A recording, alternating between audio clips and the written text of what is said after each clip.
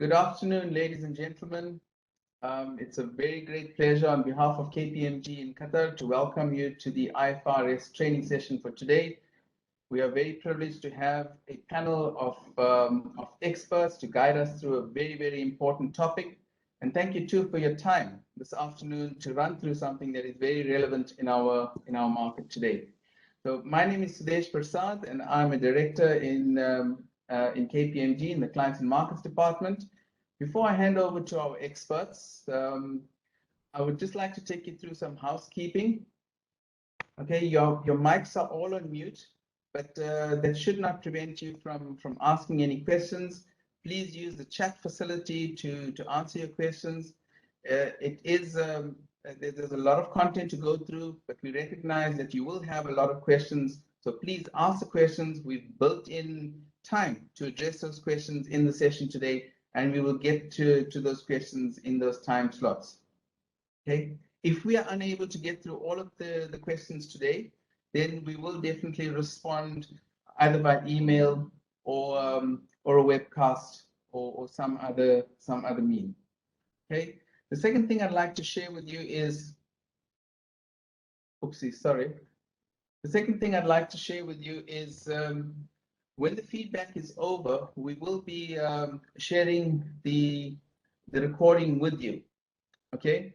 So you'll find we'll mail the recording to you, and it will also be published on social media.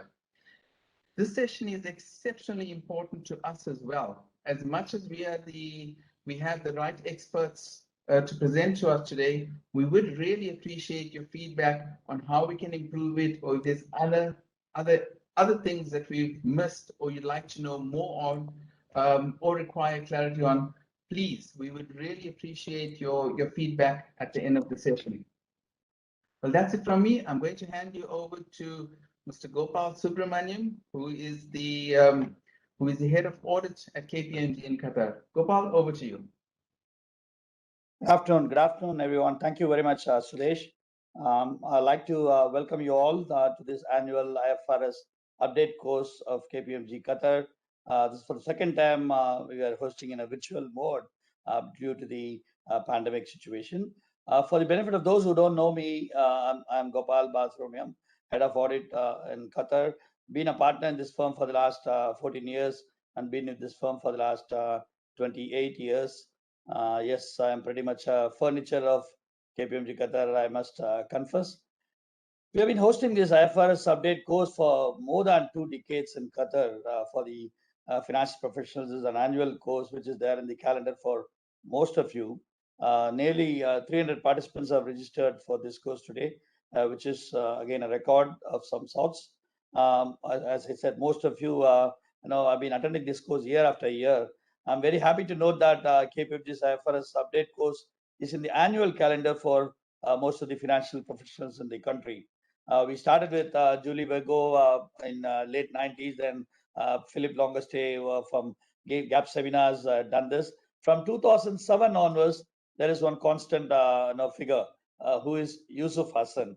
I have introduced him in every possible way in the last 15 years, so I don't want to repeat everything, including our heroics in Sharm el-Sheikh, which he will dread to hear again. So I will not repeat that. But he is is a regional guru for IFRS in the region for KPMG. Professional life for him revolves around IFRS for the last 2.5 decades, I would say, even before joining KPMG in the region. Now he was delivering sessions in South Africa on IFRS. So pretty much breeds the standards. I don't know, something he has found it so interesting that it is part of his DNA. So in KPMG, we always try and deliver the best for our clients, and Yusuf is undoubtedly the best in this subject available for us in the region. Of course, we also added an additional layer last year for the quality of this course by roping in Brian Donovan, who is a partner in KPMG's International Standards Group. I know he's based in London, but has always been visiting us in the region for delivering sessions for us. He's a member of IFRS Interpretations Committee, the Ifrs. Within KPMG, he's the leader of a global top of he's the leader for our global topic team on revenue recognition and deputy leader for the global topic on leases. I've attended the Brian's IFRS sessions in the last few years.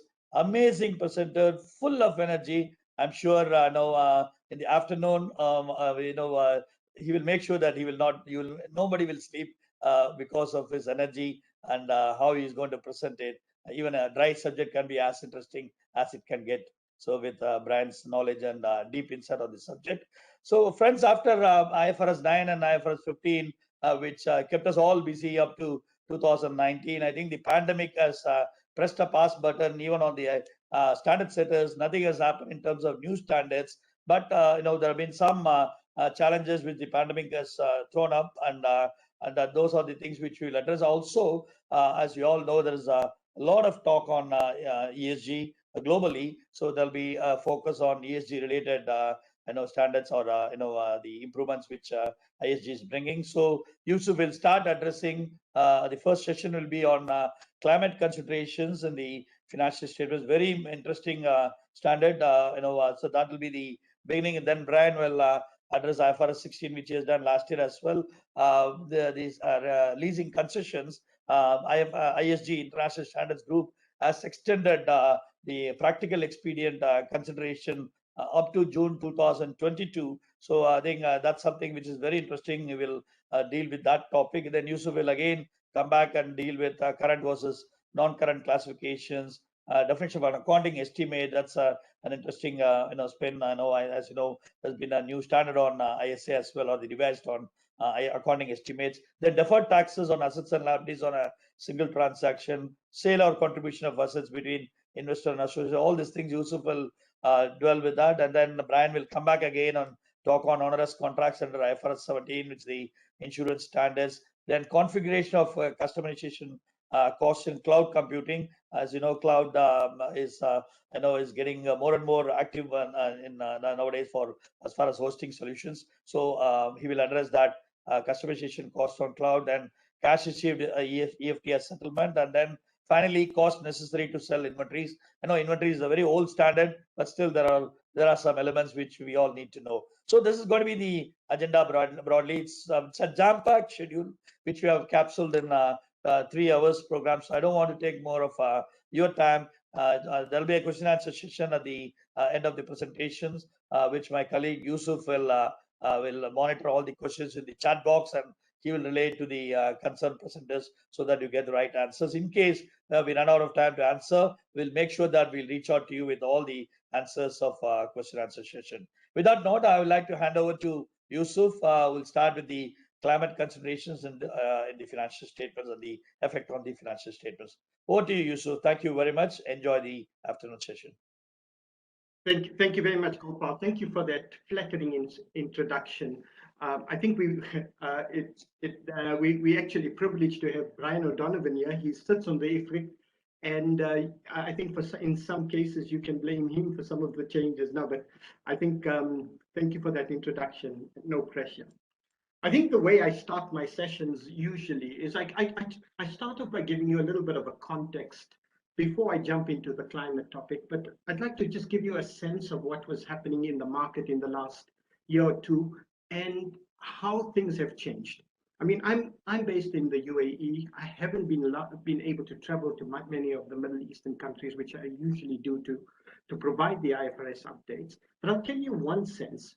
If we look at 31st December 2020 and we're looking at December 2021, there is a very, very, very different sentiment. At the end of 2020, people were extremely concerned about COVID. But it was also, to quote the famous quote, it was the best of times, it was the worst of times. For some people, for some entities, there was immense money to be made. There was immense amount of deal activity in the region, and there was a lot of actual increases in revenue for certain retail clients. But at the same time, we saw massive retrenchments, restructuring. Some businesses had completely failed. It was a very, very dire situation. I think in the COVID year, we called it the COVID year, years ending 31st December 2020. I think we had two philosophies in the ways we saw our clients preparing their financial statements, some clients had this view that we would like to take and book as much losses as possible because it is factored into this year with uncertainty. We will be as conservative as possible within the realms of IFRS in terms of our provisioning, in terms of our impairment. And you know, I'd seen a lot of relaxation in terms of discount rates and various other provisioning in banks where they decided to get rid of some of the skeletons in the closet, so to say. But that was 31st December 2020. Now the world has changed. I think if I look at the Middle East, there's an extreme buzz around the area. I think I haven't seen Dubai as vibrant, as busy, as hyped up since 2007, before the crisis. And various factors are contributing. I mean, obviously you in Qatar, there's obviously massive hype and vibe around the World Cup that's coming to Qatar next year. We currently have the Expo, and we also, I think everybody in the office at the moment is talking about the Abu Dhabi Grand Prix, which is usually a dead rubber, but for the first year in our lives, it's actually worthwhile to go and watch, because usually as the last race, the championship's already decided. But let me talk a little bit about this. What is 2021? 2021 for me has been a year of difference. I think what has happened, that the doom and desolation of 2020 has completely reversed. Emirates Airlines, various banks who all fired thousands and thousands of workers have been rehiring those same people. Sentiment is extremely positive. Car sales have rocketed. But there's various other political, economic, and social, technological things I will talk to you about. The one that didn't make it in time for this list is the potential changing of the weekend in the Middle East. So there is a view that going forward from 1st of January, in Dubai at least, Saturday, Sunday will be the weekend, and we'll be moving to a 4.5-hour week. So, I mean, this is going to be extremely interesting for our economy and productivity on the long-term basis. But let me just give you an overview, why there is so much positive sentiment, what it means from an accounting perspective, and how it will affect some of the issues we'll be facing this year. So look, if last year was the year of cleaning up, and some people took an aggressive view, while some people took the normal fair presentation or aggressive views, I think this year is a year where we're seeing many reversals of impairments, many decreasing of restructuring provisions because of the change in demand. And what has been driving this? Politically, there's the Abrahamic Accords, which means, look, the UAE has officially opened up to Israeli tourism. They've recognized the sort of the religious brotherhood. And what this has done, there's been a massive increase of tourism from Israel in the region. In fact, coming with this, there's been a whole lot of demand for kosher kitchens, kosher lifestyle, etc. And this has been interesting because in this part of the world, this is representing something new. The reopening of Qatar has also caused increased inflows of cash into the region. End of the Yemen war is seemingly imminent.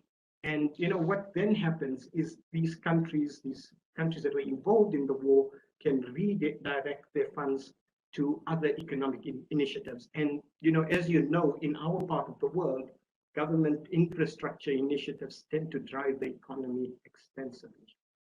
Yusuf? Yeah. My apologies to interrupt you mid-flow or mid-flight. There seems to be a slight problem with your microphone, and it's coming across a little faint. If you could please speak just a little louder, please. Sure, I'll try. Wonderful. Okay, I'm in an open plan office, so I'm going to be screaming. No problem. Am I audible now? Much better. That's much better. Thank you. Great stuff. So look, I think that's a little bit on the political side. In terms of the economical side, look, what is happening in Dubai, there's talk of 100% foreign ownership. We all expecting the introduction of corporate tax here due to the OECD rules, although these OECD rules were looking at targeting the Amazons and Googles of the world, we believe that these rules will now impact Middle Eastern countries where we've historically had a 0% tax rate apart from Saudi. So corporate income tax is going to bring around a lot more disciplined regulation. Yes, VAT has done that, but I think corporate income tax is going to make a few CFOs reopen IS 12 because people haven't been looking at taxes a lot. Also, oil price is increasing, and this always bodes well for the region. It means a lot of expansion, and look, it depends how you pick up the oil price benefit. There is always a time lag in how the economy benefits from an oil price increase, but oil prices, I haven't updated for today's oil price, but is at a very, very healthy level as opposed to COVID years. Windfall from World Cup 22 and Expo. I mean, Expo 2020, we thought it was going to be all hype. There's over 200,000, 300,000 people a day on the weekend attending the Expo. I think you can experience similar kind of tourism and economic windfall from that next year. Look, socially, vaccination rates are at a peak in the Middle East. I mean, the government here has developed some of the vaccinations and have made it mandatory and free for almost everybody. We've got an extremely high vaccination rate in the region. Also, what we're seeing is there are some economic problems in neighboring countries like Lebanon, and what this means is there's a great demand for property and great availability for staff from other Middle Eastern countries and the subcontinent. UAE is also changing its view. They're offering golden visas. They offering virtual working visas. This is creating sort of, historically there wasn't some kind of residency system for expatriates, but this seems to be similar to a Singaporean system of, permanent residency that seems to be created here, and it's being offered to professionals, etc. So things are changing. Things are changing on the social side as well.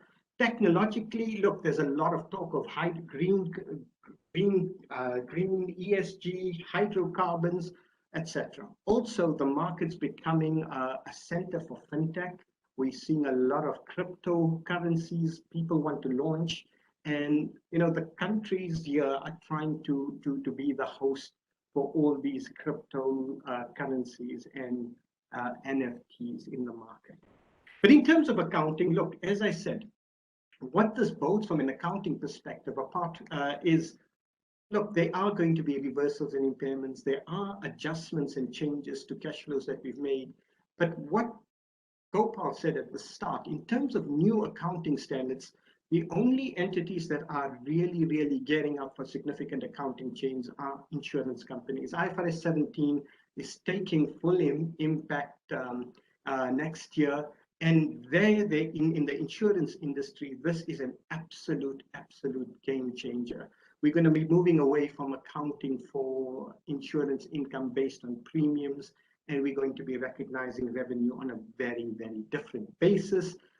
It's a contractual service margin basis where we release income over time, and it's actually an offsetting of an asset liability position. And this is very, very different, especially in the life industries where they will have significant changes. In terms of the short-term insurance industry, we haven't seen as significant changes, but we've seen a complete relook at the underwriting and the investment of insurance companies. I think the problem we've seen in IFRS 17 is our insurance companies weren't really genuinely looking at underwriting risk, because what they were doing is writing out policies and then backing and taking out reinsurance just to exactly match it. But the underwriting skill set or the underwriting ability was under question. However, IFRS 17 was changing that. But in respect of new standards, as Gopal said, nothing new. I think standards that are effective for this year, which Brian will be talking about, is COVID-19 rent-related concessions, which is an amendment to IFRS 16, which was extremely needed in our market when, during lockdown, landlords gave concessions or beneficiary concessions to tenants, how would you account for that? And this was a critical question, and it fell very squarely and neatly in with our, my initial statement that some clients wanted to take all losses in a year, and some clients wanted to take all gains or benefits, or try to absorb as much losses in the year. There's also IBOR reform. I mean, at the end of 2021, IBOR, the IBOR as a benchmark rate will no longer be used, and as a result, people who have contracts, you have hedge relationships that are IBOR linked, what are the consequences for you? So there have been some practical expedients that the standard setters have provided, and a little bit of relief in terms of what you should be doing.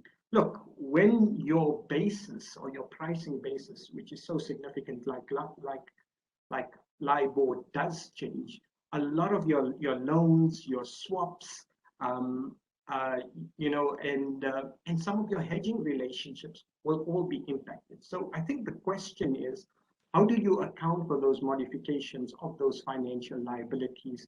How do you account for the changes to the hedge relationship? Now, obviously, this IBOR reform doesn't apply to you just restructuring a loan because you're now having financial difficulty or something like that. These are only changes that are coming out of the withdrawal of LIBOR as a borrowing rate. So I think what's happening here in the market at the moment, people haven't exactly embedded down what they want to do. But what we are telling our clients to do is, hey, have a look at all your LIBOR exposures, at least inventorize it, have a discussion with your lenders, have a discussion with your risk and your treasury departments to see if your hedging objectives are still met, your risk strategy, what do you need to do going forward? But I think the most important thing we're saying is go and scan through your organization and look at your LIBOR exposures, list them down, and make an individual action plan for them. In other updates, look, there's a number of disparate topics, unrelated topics, where there are many, many changes that are happening. We have selected some of those topics which we are going to discuss with you. Although they are available for early adoption, some of these topics either clarify or adjust an accounting position that we've previously had. And now I'm going to go into my first session of discussion today. So look, today you can't go anywhere without somebody speaking about climate change. In companies, every designation claims to be now an ESG expert, and I think everybody's claiming to be this kind of thing. And look, it's an extremely noble concept. But what we don't have yet in the Middle East is a clear basis of how we're going to be doing reporting on an ESG basis. So we're thinking about this. There isn't any explicit mandatory requirement that I found in terms of this. These tend to be voluntary. Companies are presenting sometimes sustainability reports or trying to do some version of integrated reporting. But what I'm saying here is, speaking from an accountant's perspective, with all this glamour around climate change, what should we as accountants do? How do we react? How do we respond? What are the questions we should be asking our audit committees, and how will climate change? Now, I know ESG comprises other elements. It comprises, a lot of social elements, governance elements, various other elements. But what I'm focusing today is just the climate part of this. And, in my previous sessions I've had on my annual updates, this has been something that has raised quite a few questions, because this is a very, very, I think what I could say, it's fashionable for many, many companies. And besides being fashionable, it seems to be a requisite. More and more private equity investors are asking for green certificates, are asking for your green, sometimes your green credits. We've issued green bonds recently locally here. There are various elements that are becoming more socially aware, and this has been a massive change for us in the Middle East. And I think that's quite different. I think, going forward, we'll see, human rights issues, etc., being tackled through these other, through these kind of interventions of loans, etc. But now our focus will be purely on climate-related risks and how we're going to deal with them. How are you going to deal with them from an accounting perspective, or what are your considerations?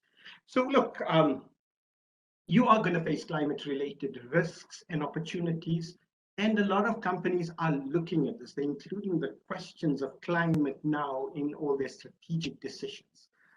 Because of this influx of green energy, green power, green credits, hydrocarbons, etc. So I've seen my national oil companies making commitments, although we're an oil-producing country, or majority of the Middle East countries rely heavily on oil. There is this commitment to move towards greener energy, to move towards electric vehicles, etc. And lots of incentives are being given there. And these things all start at the top strategically. So what's happening here? These impacts on financial statements tend to be broad, and it will depend on which industry you're in. Now, what we do typically is, look, for our audit committees, we sort of create these 10 questions, which we sort of lay out to them and say, guys, these are things we need to ask, and let's talk about these few points. Let's start with some of these questions. Has your company made a net zero commitment? Do you have polluting assets? Are you exposed to rate regulation? What about your inventory and production costs? Now that you're going green, will this increase your costs? Does your company take part in an emission scheme? Does your company borrow funds? Is your company a provider of finance? What about your staff benefits? Are you going to be linking them to any sort of green benefit? Would you be rewarding them for recycling or something of that sort, or giving low interest loans? And finally, and your cash flow forecast, are you changing them for different kinds of investments, etc.? And what about your disclosures? I will cover not all of them in the interest of time, and I realize I've spent a lot of time on the introduction. I will just go through some of these points and try to talk through some of the key questions. You will be able to read a lot of this on the slides, but I think the key questions I will ask, and I'll try to link it to the accounting questions. On the first question, has your company made a net zero commitment? So many companies are making this commitment for net zero, whether it be by 2030, whether it be by 2025, or some of them maybe even following their parent companies, which are domiciled in another country. So when you make a net zero commitment, I would like, the first question for me is, does this create any obligations for me? Any obligations on my balance sheet for me? Now, IAS 37 says I only create an obligation when I have a legal or constructive obligation. Now, when I make a public announcement, the question that my clients are asking me is that public announcement, do I have a basis to provide? Have I created this expectation on them? And look, in our context, in the Middle East, it's a very, very difficult question to answer. In some countries, maybe the US, for example, if you make a commitment or a green commitment, you will be held highly accountable to the public, a lobby group or something of that sort, to fulfill these things, or at least some kind of common law ruling would oblige you and obligate you to do this. I've been having a discussion with one of my clients who's an oil and gas company in the Middle East, and they've been saying, look, although we've made certain commitments, we're not bound in any way to follow them. So I think the question I would like to ask is, if you've made a net zero commitment, how do you express it? Do you have a liability? If you do have a liability, how should you be accounting for it, measuring it, etc.? But I think the critical question for us is, have you crystallized an obligation? Do you have a present obligation which you cannot avoid the outflow of these? Also, a net zero commitment means you may have to buy new assets, greener assets, which means maybe you have to move out or vacate your premises to move to a green premises, which means your useful life of that premises would go down. And if you are vacating polluting assets, or you are moving away from areas of pollution or something of that sort, will that now affect your residual values as well?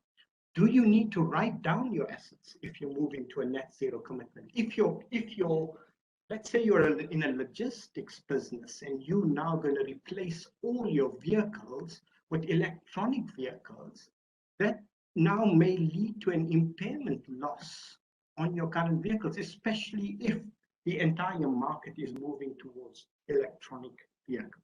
So these are important questions you need to ask. Does my net zero commitment create an indicator for impairment under IAS 36? Then the other obvious questions is, do you have polluting assets? Sometimes we have assets, we have processes which cause pollution. We may have unclean ways of producing our output. Do we have a plan to replace them? If we need to replace them again, the depreciation might have to be accelerated. IAS 16 says we need to review depreciation method, useful life, residual value at least annually. Now, I know most of us don't really look at those things at least annually, but I'm saying now in the context of all the climate changes, perhaps we need to be looking at these things a little more closely. Also, there might be new legislation. A lot of the oil and gas companies I've been working with here are questioning whether they actually have a decommissioning obligation. Most of them, they've been granted government land, or the land is owned by government, and the players are national oil companies, so it seems to be within government. And the question is, without regulation, do we have an obligation to clean up? And what I'm seeing in practice is very, very interestingly, and increasingly, clients are starting to book a decommissioning obligation. Auditors are requesting it, and we're seeing it come through in leasing contracts for retail sites that, after the 50-year period, you got to remove your sites. But in terms of other activities where you have offshore activities where you've damaged the seabed, do you have an obligation to fix things up, to restore that seabed, etc. And if you do, how are you going to measure it? And then all the complexities of IAS 37 come into place, the discounting, the capitalization, obviously, of the decommissioning cost, and the IFRIC 1 impacts of that is as your estimate changes and your discounting unwinds. It's a very, very interesting topic. Is your company exposed to carbon-related regulation? We need to assess this, and if we have any liabilities for penalties, are we going to have extra compliance costs when these regulations come into play? How should we account for them? What about your inventory and production costs? Now, I had a very, very interesting case here where one of my clients was saying that their customers were willing to pay a premium if they used green materials for the same product. And this was quite interesting and made me wonder that, look, if you are going to change processes, it may be more expensive sometimes to move to a cleaner process. It may be more expensive to mine responsibly. It may be more expensive, to use only recycled materials. Are you going to be passing these costs on to others? Another question is, look, if things are in a certain situation, are your products going to be banned? I remember during my article days, I had a client who used to produce chlorofluorocarbons. Now, if you were around in the 90s, we were, besides Y2K, we were worried about the ozone layer disappearing. And this was a company that, had aerosol products that had chlorofluorocarbons in it, and, was said to be, harmful to the environment. And, all the aerosol products, spray cans, etc., removed these kind of products from them, but they had a massive issue in their business. Same thing we've seen with asbestos companies, where they large amounts of product. Now we got to think and look forward to our products, our inventories. If I'm a bank, I'm going to be looking at my clients and seeing, are their products, are their materials, are their inventories, business methods sustainable?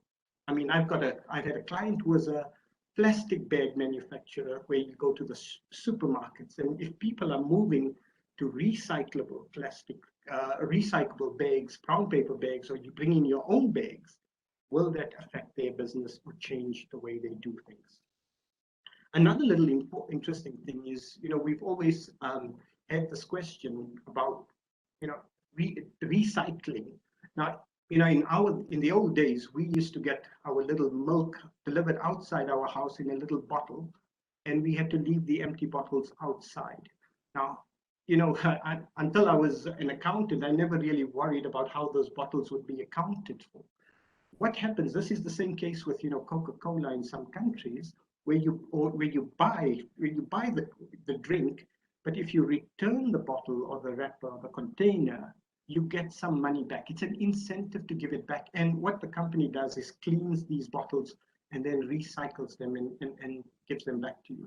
The question we'd ask here is this inventory? No, it's not. If companies start introducing these methods, will I account for them as inventory, or are they more likely to be PPE? Does your company take part in an emission scheme? Now, this is quite interesting. I've seen my first emission scheme in the UAE recently, where a company has been granted credits for producing solar energy, which it doesn't need because it's only producing solar energy, and then it's able to sell these credits to companies who want to pollute. So it's almost an interesting situation where companies who are producing clean energy can gain money, and companies who are polluting or polluting above a level have to pay. So it's an interesting system that's incentivizing people to further go green. Does your company borrow funds?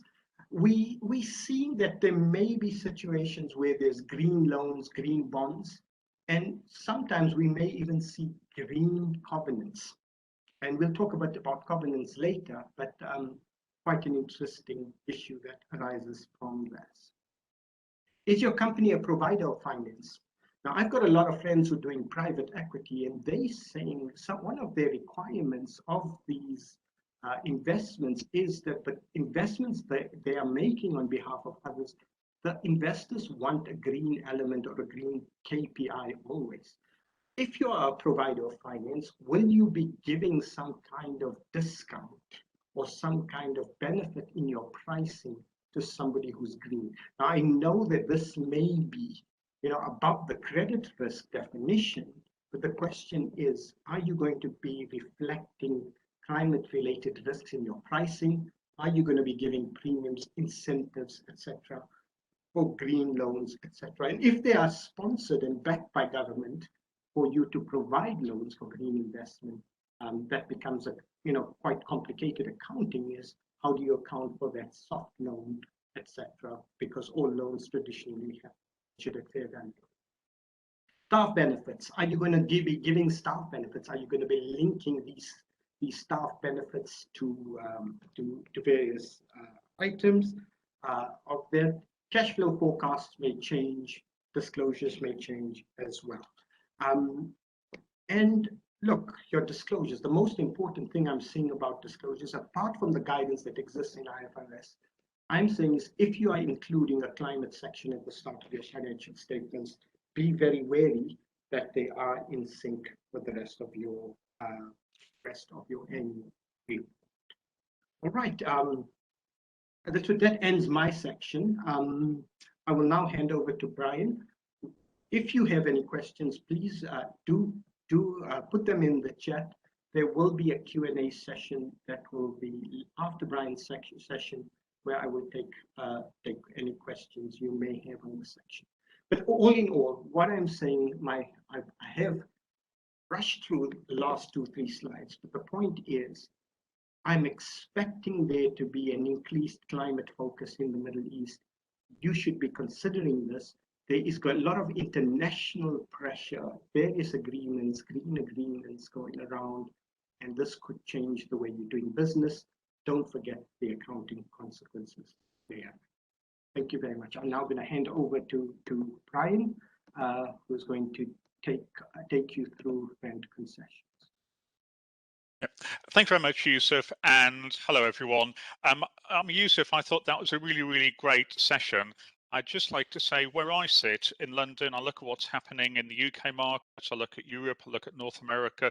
Honestly, there is no bigger financial reporting question than climate at the moment in all of those markets. We've seen very, very significant regulatory interventions, and we've seen incredibly strong statements from users of financial statements, from analysts, from pressure groups, pushing and pushing and pushing companies to say more about these issues than we've ever thought of saying in financial statements before.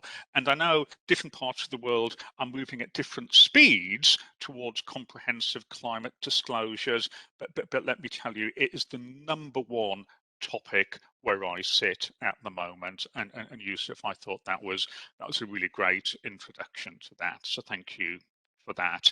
So I think, Yusuf, you're going to give me control of the slides, and we're going to have a slight change of pace, and we're going to take a bit of a dive into a really specific accounting topic. Specifically, we're going to talk about rent concessions. So I'm just waiting to be able to move on the slides, and I will start that session.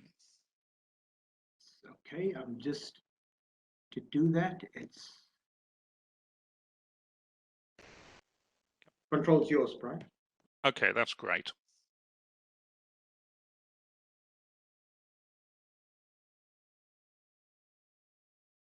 Yep. So I'm going to spend the next 20 minutes or so talking about rent concessions. And why am I talking about rent concessions? If you attended this session last year, you'll know we covered rent concessions. Why are we coming back to it this year? Why is it still so important? Well, I think there are two key reasons we wanted to come back to rent concessions. Firstly, the economic impacts of COVID, although maybe they're dissipating in some parts of the world, they have continued for longer than we expected. We're continuing to see rent concessions, even in a recovering market. If I look at 2021, what's often happening is that 2020 people were just not paying their rent, but it was only in 2021 that they actually reached contractual agreements, and that's the thing that drives the accounting. The second reason we wanted to talk about rent concessions is it's one of the very few things that the ISB has changed that impacts accounting this year. I think Yusuf said there are only really two new accounting changes for this year. One of them is IBOR reform, the other is rent concessions. What has happened is that the ISB has extended the period for which the rent concession relief is available, which is good news. However, that extension comes with some quite tricky transition considerations. So if you have rent concessions that run into 2021, into 2022, there are complicated transition requirements that you must comply with. It's going to be easy to get them wrong. And the main thing I want to do in this session is explain those risks and help you navigate them so that you do not have a transition error in your financial statements. So a quick reminder, what do we mean by rent concessions? So what we saw with the outbreak of COVID in 2020, we saw all sorts of little changes to lease agreements. We saw rent holidays where people weren't paying rent. We saw people paying a lower level of rent for a period. We saw cases where maybe somebody wouldn't pay their rent in 2020, but would instead promise to pay that amount in 2021. And we saw combinations and permutations of all of those things. And all of that was coming through in 2020 when Ifrs 16 was very, very new. And Ifrs 16 told you what to do if you changed the terms and conditions of a lease contract. So if you're a lessee, if you're a tenant in a real estate lease, you benefited from one of these things in 2020. The base accounting treatment in Ifrs 16 was that you had to recalculate your lease liability. So you had to take your newly agreed lease payments, the new lease payments, schedule them out for the remainder of the lease term, and then discount them back at a revised discount rate. Now, that could be quite hard to do if you had lots of agreements, and it could give you quite strange accounting results. Yeah, so particularly if you're in an environment where interest rates are coming down and you agree to pay less rent. Yeah, so you agree to pay less rent, so you might expect to have a lower lease liability. But if your discount rate has come down at the same time, then maybe what would happen when you recalculate your lease liability is that the effect of discounting would give you an increased lease liability, even though you had agreed to pay less rent. And that just seemed a really, really strange outcome. So what we saw was that the ISB stepped in. The ISB stepped in and they amended IFRS 16 last year. So I'm very sorry, Yusuf, if you're still listening, I'm having difficulty moving the slides. So I'd find it very helpful if you could take back control and move the slides for me, if that's okay, if you're able to move me on to the next slide.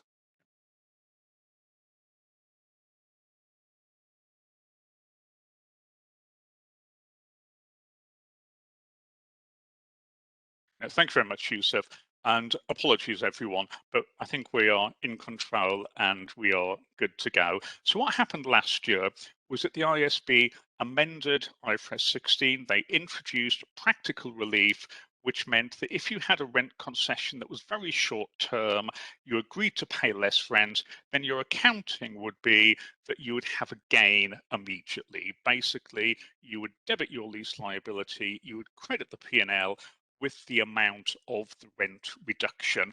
And that seemed very simple to do from an accounting perspective, very intuitive and very, very easy for users of the financial statements to understand. However, that rent relief was very, very short term. It was actually expected to expire on the 30th of June this year. So that meant that if you agreed a rent concession that ran through into late 2021 or beyond, you couldn't take advantage of this relief. What's happened during the course of this year is the ISB has understood that the effects of COVID have been more long-lasting than expected, and they've actually extended the rent concession relief so that it now runs through to June 2022.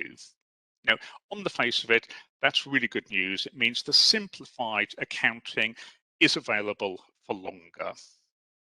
If we move on to the next slide, there is a hitch, and the hitch is all to do with the transition accounting, because what do you do if you had a rent concession, that didn't qualify for the relief initially,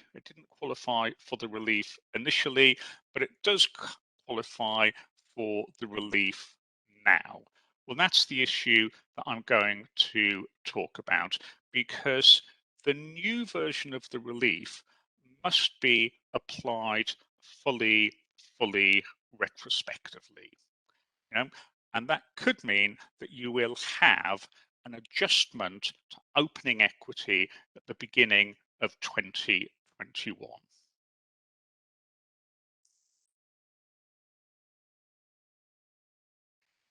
So a quick reminder of how the practical expedient works. So the practical expedient will apply to a rent concession that was caused by COVID, reduces rent, doesn't increase them, it reduces them, and now that reduction runs through no later than 30th of June 2022, and you haven't really changed anything else in the lease.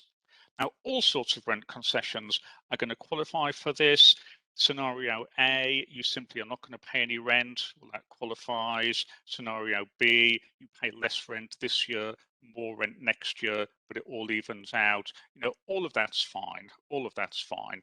On this slide, I'd really focus on scenario E. So maybe in 2020, you agreed that you were going to reduce your rent. You were going to reduce your rent for the whole of 2021.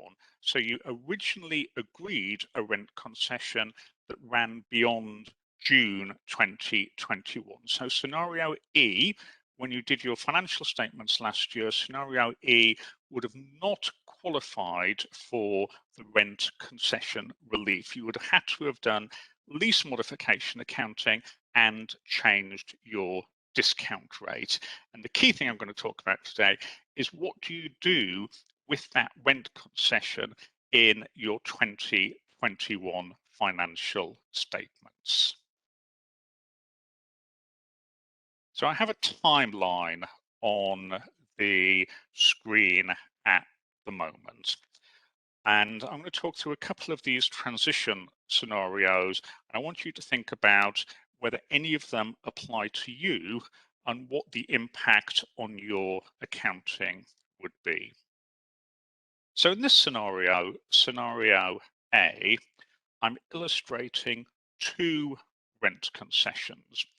The first rent concession at the top of the slide, the one at the top of the slide, you know, started in 2020 and it reduced rents, and that reduction of rents went into the first half of 2021, but it didn't go any further. Yep. So that top rent concession qualified for the practical relief in 2020. So for that rent concession, we would have done very simple accounting, debit lease liability, credit P&L for the reduction in the rents. However, this entity also agreed a longer rent concession in 2020.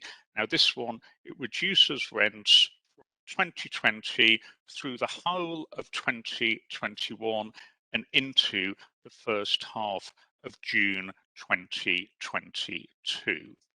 So when this company was preparing its 2020 financial statements, it would have looked at this second rent concession and it would have said, oh no, this one does not qualify for the practical relief. So this second rent concession, you would have had to have done full lease modification accounting for.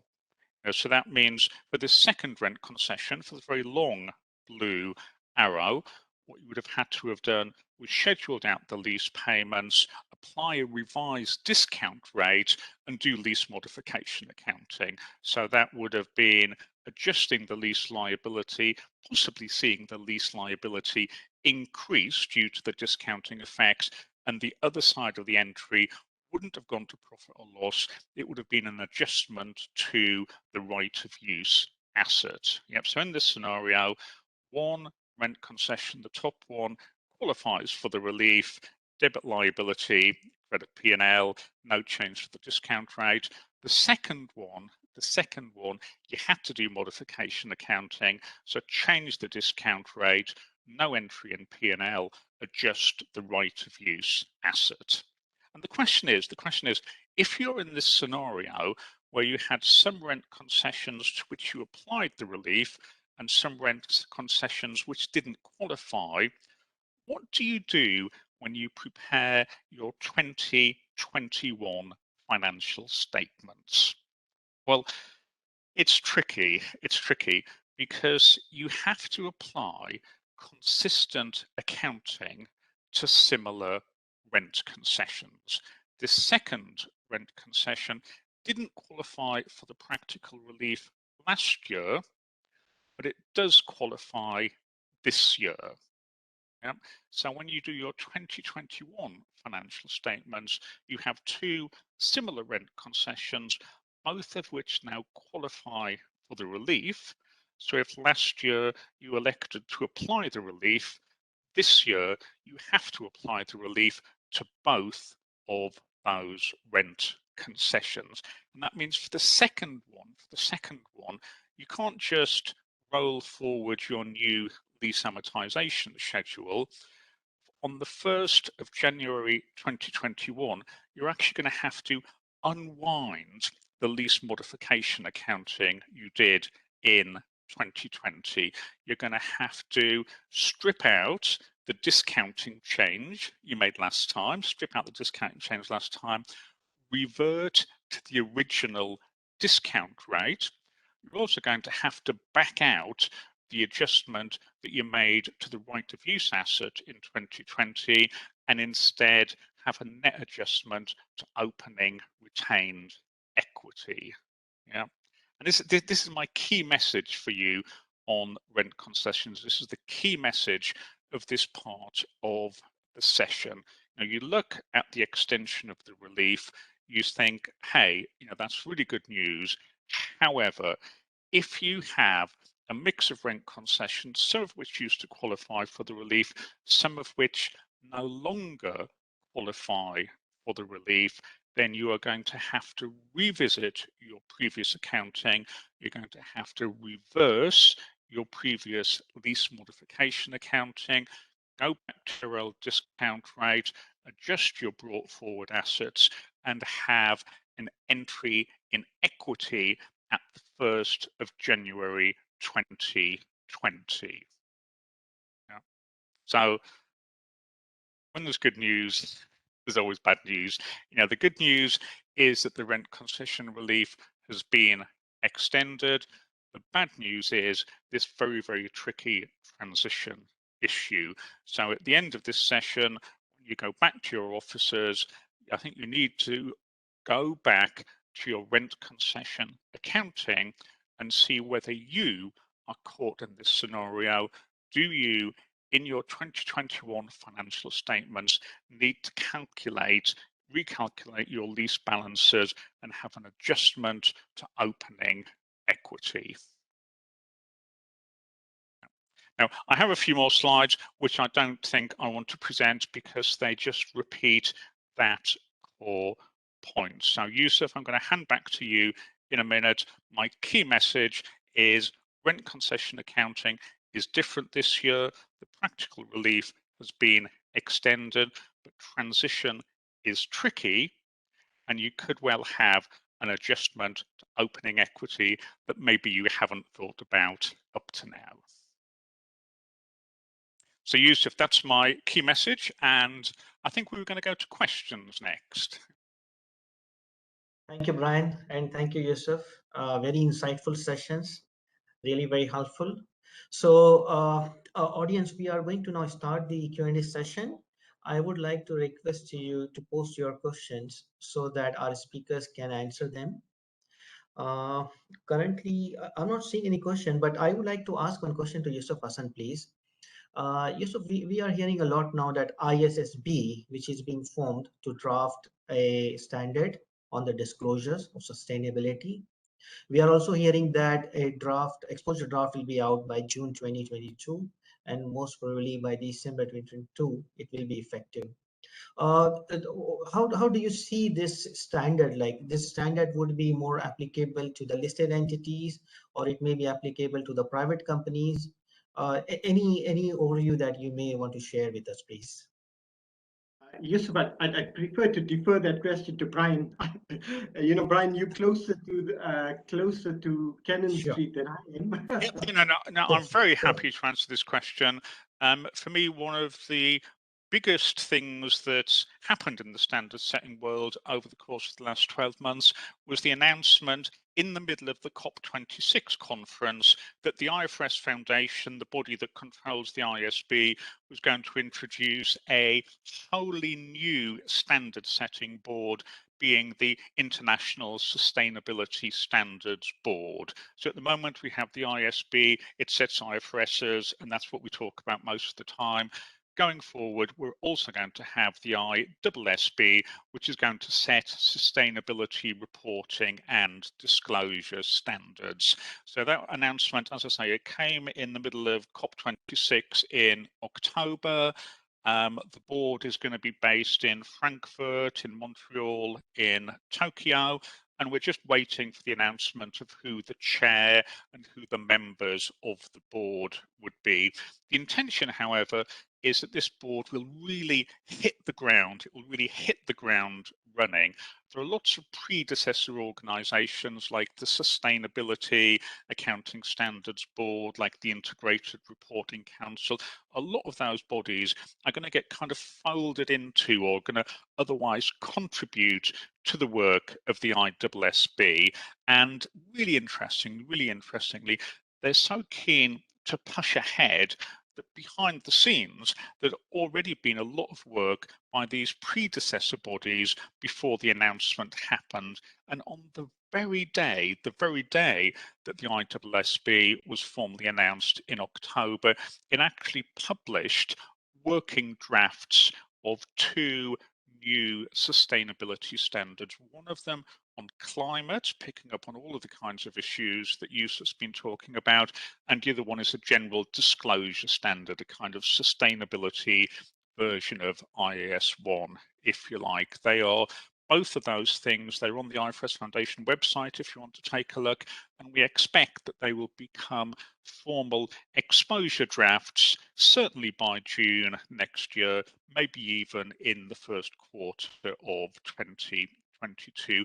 The vision for sustainability standards going forward is that this new international board will issue standards that will be building blocks. They'll be the base level of sustainability reporting for the whole world, and then individual jurisdictions will be able to overlay, if they want to, additional requirements. So in the US, fingers crossed, if everything works, we'll have these new sustainability standards, and then the SEC will require things in addition to that. In the UK, we'll have the core requirements of the sustainability standards, and then in the UK, the FRC will add things, etc., etc. So these things exist. They're working drafts. You can look at them on the IFRS Foundation website if you want to. I expect that they will become EDs in early 2022. It's almost like you go back to the very beginning of IFRS, and it's starting all over again, but with this focus on sustainability rather than just pure financial reporting. Thank you, Brian. That was very comprehensive answer. I'm still waiting to see if there are any questions from the audience. Okay, I got one now. The question is there any specific IFRS standard under development for mandatory implementation of decommissioning costs and liabilities, particularly for oil and gas assets, irrespective of legal or constructive obligations? I think Brian can deal with that. So, yeah. Sure. Brian, yeah. No, I'm happy to deal with that. I think today the accounting for decommissioning liabilities and also many of the other kinds of provisions or potential liabilities that might arise from emission schemes or other kind of government regulation, almost all of those things would fall within IS 37, which is the general provisions standard at the moment. So if I'm an oil or gas company and I'm creating kind of damage through the normal course of my activities and I have a legal obligation to correct that damage, then I would look to IS 37, which tells me when to book a provision, how to measure it, and how to update the measurement of that provision over the life of the project.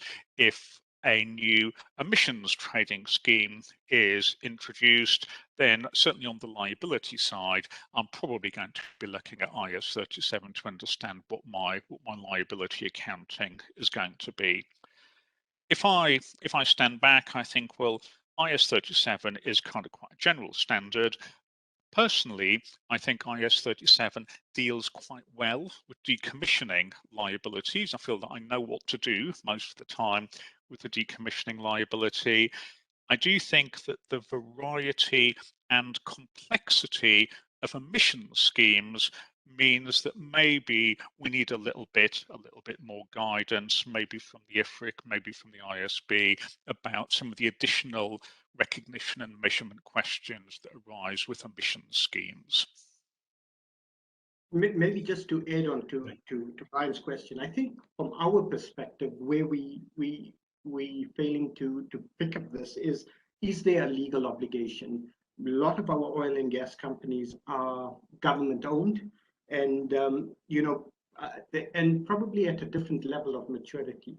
So there is a sense that a lot of the if we do any rehabilitation, it is purely on a voluntary basis. And where we are struggling is, at what point do we have an obligation in the absence of something regulatory?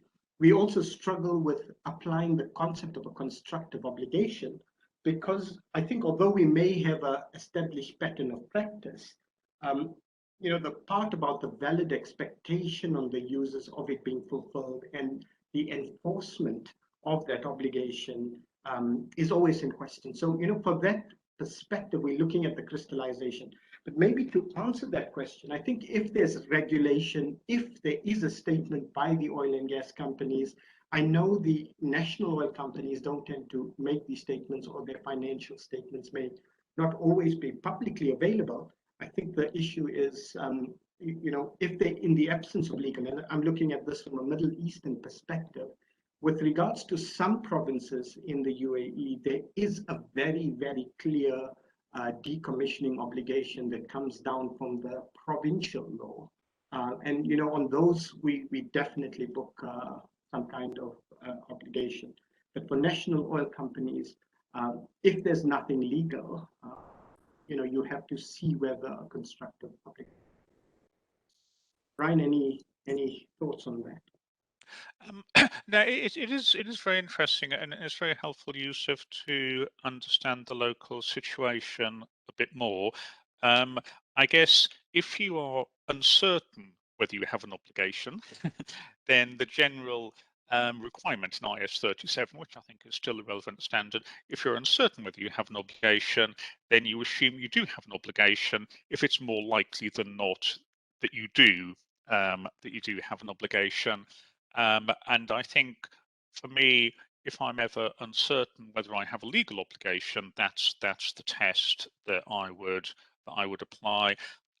I agree that applying the concept of constructive obligation to me often involves really quite a lot of judgment. You have to think not only about what your plans are, because it's not your plans that create the obligation, it's how clear your plans are to other people, how widely they've been communicated, and whether or not they've been communicated in such a way that it's now difficult for you to step back and not do the thing you've said you're going to do. So legal obligations, uncertainty is a more likely than not test. Constructive obligations, you almost have to put yourself in the shoes of the person who's been receiving your communications and maybe make a judgment about what their expectations now are. Yep. Thank you, Brian and Yusuf. Yeah, actually, this is the topic which is generally being debated by most of my colleagues from oil and gas sector. And even I personally have noticed so much of uncertainty and no clarity in terms of whose obligation and when and how. So this topic continues to evolve as we keep talking to our colleagues. So I don't have any further questions now. We are already at 2:10, so maybe we can continue with the other sessions, please. Certainly, no problem. I would. All right. I'm going to be talking now about a very, very interesting topic. For me, it's very, very interesting. And we've had this issue and experienced this. I've had to present it at my Middle East Partners Conference at one stage. And this is a question about liability classification. It's a very, very important question, and it came in the context. I'll give you a lot of the story and the history around this. It was during the financial crisis. We had many, many companies, particularly in the real estate sector, who were in breach of their covenants. right at year end. Now, when you are in breach of your covenants, you tend to have to repay those loans on demand. The question that we ask is that loan current or non-current? Now, if you have to repay on demand, clearly you don't have the right, based on the definition of a current liability, to defer settlement, of that. What we used to have in practice was a lot of people during the post-balance sheet period came with some degree of remedial activity. So look, the global financial crisis of 2008 happened around September, where things really went down the tube. Companies, real estate prices tanked, assets and liabilities of companies went into default. I mean, Nakhil's bonds were in default, etc. So these were significant events that happened. And a lot of the real estate companies in the region, or at least in Dubai, at that stage were in default, and the default was only default or breach of their covenants. I wouldn't say default, breach of their covenants. And these breaches were remedied or waived only in a post-balance sheet period. The question that was asked is, look, is this liability current or non-current? Now, before we answered that question, and also the question about the adjusting event, I often ask my clients, and when I present this to students, is this important, whether it is a current or non-current liability? It absolutely is. If the liability is current, it paints a very, very different picture of your balance sheet, your working capital, etc., versus a non-current situation. Now, I know in the situation of banks, you don't have the current non-current classification because you're presenting broadly in order of liquidity. However, this current versus non-current is an extremely important demarcation for liabilities in many, many trading companies. It affects a lot of ratios. It affects many, many KPIs. So it is an important consideration. But I want to start off this section by starting off with what is the definition of a liability. So we'd say a liability, an entity shall classify a liability as current when it expects when it meets one of the following conditions. It's an or. So anyone will get you into a current definition, right? It expects to settle the liability. It expects to settle the liability in its normal operating cycle. So this would typically be your accruals, your small insurance payments that are due in the next few months in normal operating cycle as defined in IS 1. The second part of the definition is it holds the liability for the purposes of trading. If you are an entity that trades liabilities, financial guarantees, etc., if you are holding those liabilities for trading, then they are current liabilities. The purple bullet there says the liability is due to be settled within 12 months after the reporting period. That's clear. So if I had a 20-year loan and it is due next year, then the liability, although the original term was for a 20-year, but it's due next year, it's due within 12 months after the year end, the liability becomes current. Then there's the last one, and that's the very interesting part of the definition. It says the company, the entity, does not have the right at the end of the reporting period to defer settlement of the liability for at least 12 months after the reporting period. So this is an important question that came into play. So this was the question we were testing during that period to assess whether the liabilities were current or non-current. So if you have breached a loan covenant at 31st December, do you have the right to defer settlement? Normally, when you breach a covenant, the loan is payable on demand. The right is on the bank. We don't ask whether the bank will do it. We're asking the question from a legalistic perspective. when you follow a lot of the IAS 32 concepts of the liability, they look at whether you can avoid the payment of cash. And from a liability perspective, even in measurement, you give higher precedence to contract. Whereas if you're looking at the asset, you always measure an asset based on expectation, and you classify your asset based on expectation for a financial asset. But for a liability, there's an emphasis on the contract. So the question is whether the bank does it have the ability legally to claim on demand? Now, what happened in 2008? People weren't even aware that they were in breach of their covenants. And when the auditors came along in January, they realized, look, guys, you breached the covenant, the loans are repayable on demand. Then there was this view that, look, let us talk to the banks. Now, in those days, it was very, very easy to get the bank to say, look, I'll give you a waiver letter, or I will send you something to waive these kind of, waive this breach of covenant, and that should be fine. And look, we will not claim it. But the question was, look, does that change the position of the company at balance sheet date?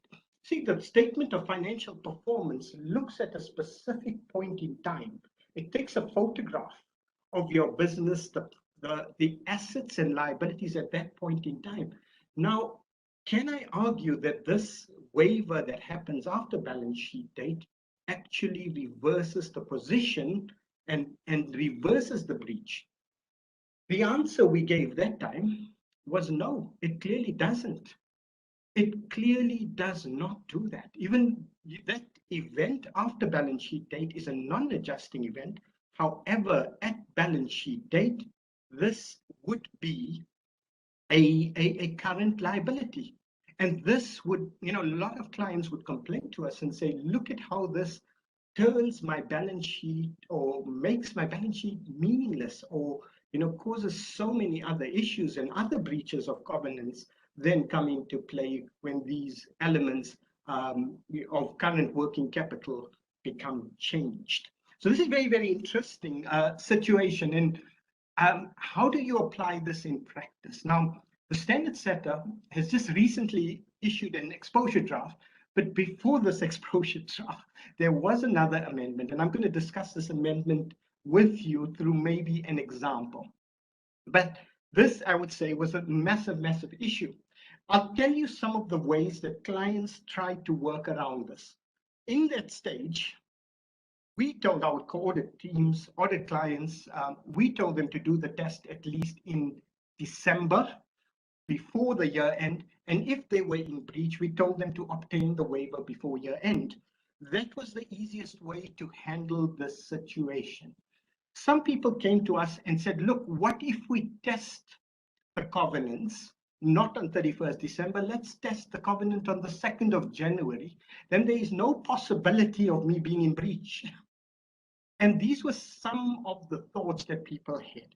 But my view of this was, look, if this is a material liability for your entity, you should be tracking the covenants at all points in time. And if at any point you are in breach, you should try and rectify the breach immediately, either by remedying it, getting more capital, injecting more capital, or obtaining the waiver before year end. This is absolutely critical. I think when I was in 2008, I was on the DPP, the technical desk, and I sent out a message to all the audit teams, please test the covenants and get the waiver before balance sheet date. Otherwise, you have a risk of this really nonsensical position where your entire balance sheet or your liabilities, your long-term liabilities, have become current for a year and maybe in the next year move back to non-current.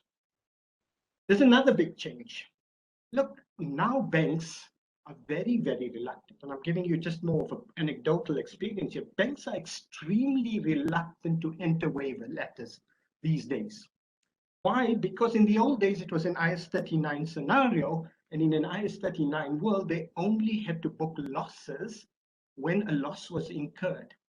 Now, if there's any breach of covenant or a restructuring of a loan, from a bank's perspective, this would trigger off a significant increase in credit risk, which I believe it is. But banks would be extremely reluctant because some of the qualitative factors for creating a significant increase in credit risk and moving from stage 1 to stage 2 for a corporate loan would have been that you are in breach of your covenant. So this is a very, very interesting issue.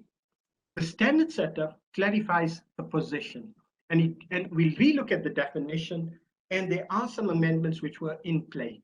I do say this in the context of a new exposure draft just being released a few days ago, but I will talk to you about that exposure draft. What is the concepts? What we should be looking at? What we should be looking at is we should look at the rights at the end of the reporting period to defer settlement for at least 12 months. We got to ask the question, can the company, can the entity defer settlement? It's not what could happen, oh, things will go well, or the bank manager. It shouldn't be dependent or contingent on activities of somebody else. And in terms of this right to defer settlement beyond 12 months, the substance of that must be considered. Can they really do this? It must be substantive. It can't be something that is purely put in there to contrive an answer to get the liability as a non-current. It shouldn't be something, that's not genuine. What we also see a lot is compliance with conditions. And this is an interesting one, which I'm gonna share with you an example in the subsequent slides. The entity must comply with the conditions at the end of the reporting period, even if the lender does not test compliance until a later date. Now, this for me was very, very important. So a lot of the clients would say, okay, let us move my testing date of the covenant. So I'm not going to measure my covenants at 31st December because, oh, we're so busy at year end, we may not actually look at these things, but let's test it on 2nd January so I don't have this problem. But here's the point here. The question was, at 31st December, are you in breach or not? And does the fact that I've changed the measurement date or the demarcation, and I'm being very extreme by suggesting 2nd of January, it could be end of the month or anything of that sort, by moving that testing date to another date to avoid the current versus non-current position. And what we're thinking here, or what the outcome or the answer we're getting from this amendment is, you should be you should comply with the covenant conditions at the end of reporting date, even though the testing date must be, can be at a later date, can be the 2nd of January. So the concept of compliance or breach of covenant is an absolute event. It either happens or doesn't happen. And although the test is done at a certain date, it doesn't mean you haven't breached the covenant. And I'll share with you an example, to go through this. The next point is very, very important. And this is another issue that the client brought up. And they would say, look, our intention is to do things differently. We've got plans, we've got other things. Look, don't put this as a current liability. Because we will have a right to defer settlement. If we've got a choice, to restructure, we will next year in June, we will take advantage of that restructuring option. But that is not taken into account by your right to defer settlement for at least 12 months after the report. There's another issue. How do you settle the liability? But I'm not going to focus on this one. We're saying when we're talking about current or non-current classification, the important thing I want you to take from the slide is that the concept of current or non-current also applies when you are doing settlement in a variable number of shares. So whenever this is a liability and your settlement has to be in a variable number of shares, when you are giving shares to the value of, so, you owe somebody 100 dirhams, you're going to pay him as many shares that will give him the 100 dirhams That's a variable settlement of shares, so that also applies in this situation. And when we talk of settlement, what we mean with settlement in the context of the standard, settlement refers to the transfer to the counterparty that results in extinguishment of the liability. You could be paying them cash, transferring another economic resource, or, as I said, settling in shares. But if you settle in shares, it's a variable amount of shares, it will remain a liability. Now, here's the example I was promising. Let's say the first column I'm giving you there is, let's say the covenant, the loan covenant, agreement for your loan says you need to keep a working capital ratio of 1. So it says you've got to keep above 1, above 1, above 1. Now, in case 1, here's the situation. My required working capital ratio is to be above 1. I test at 31st December, 31st March, 30th June, and 30th September. At year end, my working capital ratio is 0.9. Right? Before going on to the other conditions, at 31st December, if my working capital ratio is 0.9, am I in breach of that covenant? Yes, it is below the 1 required. Right, so if that was just the case, I am in breach, and technically at that stage, the loan is repayable on demand, even though it might have been a 20, even a 50-year loan. That's immaterial. The point is the covenant has been breached, regardless of the intention of the bank or whether the bank knows you as a good customer. If there isn't a waiver in place, this becomes a current liability. Even if you're not going to pay it in the next year, it's not whether you're going to pay it, is are you obliged? Can you defer the settlement? So let's continue with this example. Going on to the third column. The entity obtains a waiver for the breach before 31st December. The waiver is for 3 months. Oh, thank you, Mr. Bank. You've given me a break for 3 months. So 31st December, I'm no more in breach. Is that helpful? If I go back to the definition of a liability, I'm going to the light blue box on the 4th quadrant. Does the entity have the ability, does it have the right at the end of the reporting period to defer settlement for at least 12 months? That 3-month waiver doesn't help. It's not good enough. Do you understand the point here? The waiver is only for 3 months. It does not sort out my 31st December problem. It needs to be ability to defer for 12 months. 3 months, no, it does not sort out my problem. It gives you a temporary reprieve, but it's not going to sort out your classification issue. Let's look at case number 2. Working capital requirement is to be above 1. Testing date is 31st March. My working capital ratio is 0.9. At the moment, at 31st December, it's 0.9. However, look, things are going well. See, I've won this very, very big contract. I've got this massive deal coming through. We've got the sales contract happening in January. All my sales commissions are being sorted out and people will be pushing for sales before March.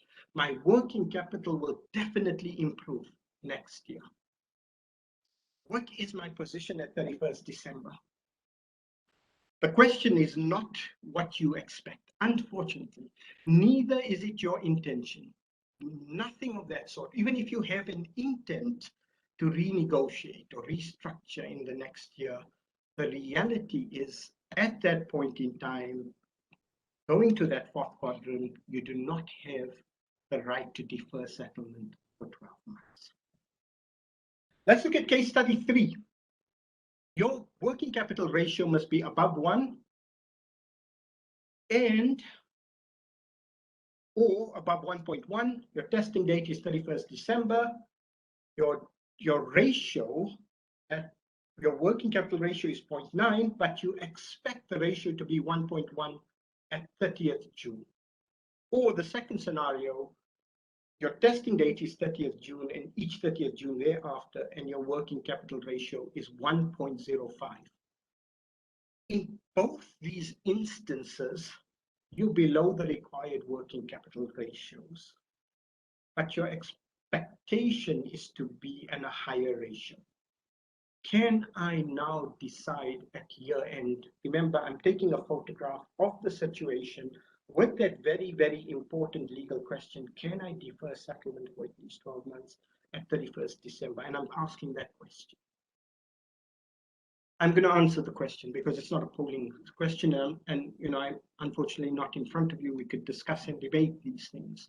But the point I'm going to say is in all three of these cases, the liability at 31st December is current. Now, many of my clients don't like this answer. They feel it's so draconian, prejudicial, and a lot of people try to argue that in the post-balance sheet period, I could get a waiver or I will get a waiver, and therefore, that should be an adjusting event. Now, that's a different story. IAS 10 does not acknowledges that that is not an adjusting event. Also, we got to keep in mind the best way to address this, and I can't tell clients enough because we've had so many issues. I've had to be called to many board meetings where they're saying, Yusuf, can you give me an answer out of this situation? And I'm saying the best way to have done this was if you had got a waiver, get it before year end. Somebody asked the question, well, what if I get the waiver, but the waiver says it is effective from 31st December year end? I get it in January or February when the bank manager comes back from his winter holidays. Can we backdate this? And the answer is no. Condition that existed is that you are in a current position. So I think this is an important consideration. Be aware of your covenants. Now, there is a recent amendment. This has come out quite recent. It's quite fresh off the press. I know Brian will have more information on that, but I think this is going to change some of the issues here. There has been, in all the annual updates that I've done so far, massive backlash against this. I don't see why there should have been a backlash. I think we've been constantly maintaining the same position, but I think once you present it, people do feel this as very, very harsh. But I think there's an exposure draft published recently, and then the classification test says only covenants with which a company must comply on or before the reporting date affect classification. So nothing that needs to be tested beyond that. This ED is not yet in play. So therefore, what is still effective is what I've given you as guidance. But what I would like you to know is this exposure draft is out there and it is open for comment. The second point in the classification test, which it says, is covenants with which the entity must comply within 12 months after the reporting date do not affect classification. There is covenants to be tested after the reporting date would be ignored for classification purposes. And then that's very, very interesting. There were additional clarifications as well. A liability would be classified as current if it could become repayable within 12 months at the discretion of the counterparty, or depending on an uncertain future event or outcome that is not affected by the company's future actions. So this is very, very important. I think this might have been an angle that while looking at the covenants, we never saw these parts here where the entity could, for some reason, step in or create a contingent event which is not in your control. And if you are doing, say, for example, an IPO event or a management buyout event, which you argue is not within the company's control, and that triggers off something, then you could have a problem with your liability. They also suggesting, the exposure draft, quite interestingly, is suggesting a separate line item in the balance sheet for non-current liabilities that are subject to future covenants. And they're saying disclosures which include information about the covenants, the nature and the date which you need to comply with them, whether would have complied with them at reporting date, and how you expect to comply with them in the future. So this is quite an interesting change, and I think it will have an impact. If you have any questions on this section, please do do put them in the chat box. Yusuf said we'll curate them, and Brian and myself will be able to look at them a little later. But as I said, it's an important thing. I think the message I have for you is go and look at your loan covenants, test all of these covenants. If you are at risk of breach by 31st December or in breach, try to get your waiver right away. Try to get the amendment from the bank right away. Practice has dictated that the banks are unwilling to give this, and I've seen this. I've had situations with clients who are in breach because when you're speaking to the banks, I think they are worried about this loan moving into stage 2. And my view is it's already in stage 2 because of the breach of covenant, and it should, unfortunately, it might have not been specified as a specific trigger event to move into significant loss in credit. Okay. Next topic I'm going to talk about is an accounting policy or estimate. Now, this is also an amendment that has come through recently. It's an amendment to IS 8. What we used to have in practice is sometimes there was a debate on whether a change that a company is making, is that a change in accounting policy or estimate? Now, why does this question matter? A change in accounting policy is applied generally retrospectively.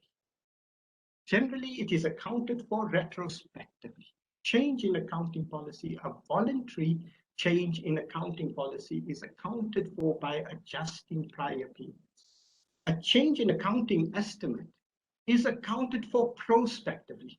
That means the effect of a change in accounting estimate is accounted for in the current year and in all future years, leaving the other years intact.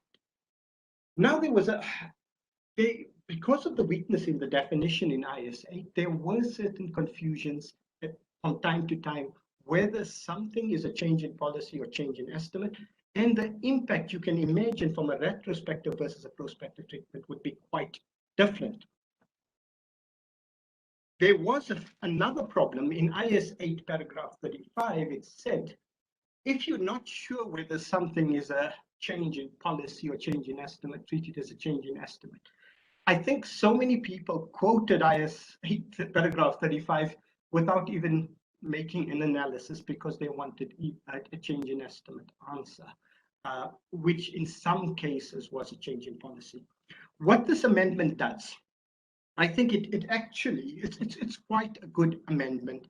It changes this definition in IS 8 of a change in accounting estimate. The definition in a change in accounting estimate, it's a meandering definition which talks about reduction of assets, liabilities, etc.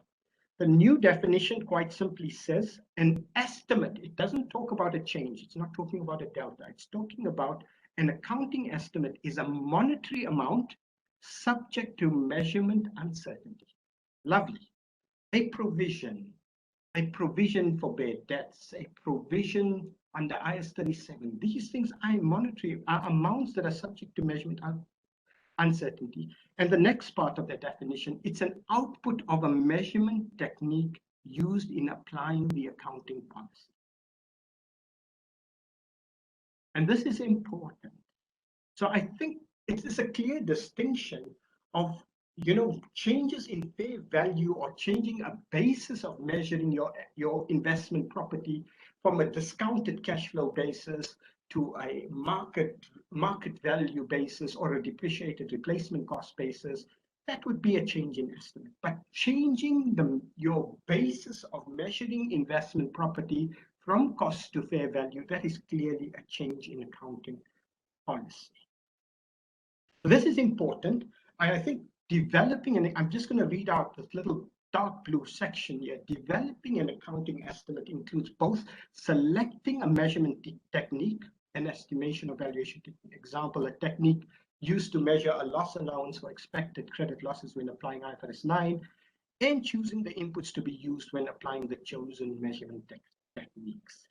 Example, the expected cash flows for determining a provision for warranty obligation when applying IS 37. These amendments are effective for periods beginning on or after 1st January 2023, but early adoption is permitted. Another question, or another point that I'm going to bring about quickly, as I said, there's a lot of changes that are not a single topic, but there are a number of small changes that are on the horizon that affect accounting. Deferred tax. Now, in the Middle East, we're not very used to dealing with corporate income tax. Although we may have subsidiaries in different countries, they may have corporate income tax, but many of our locally domiciled companies are not exposed to corporate income tax. Or they may have in Saudi Arabia, they do have tax and they have zakat. Zakat is not an income tax because it doesn't meet the IAS 12 definition of an income tax.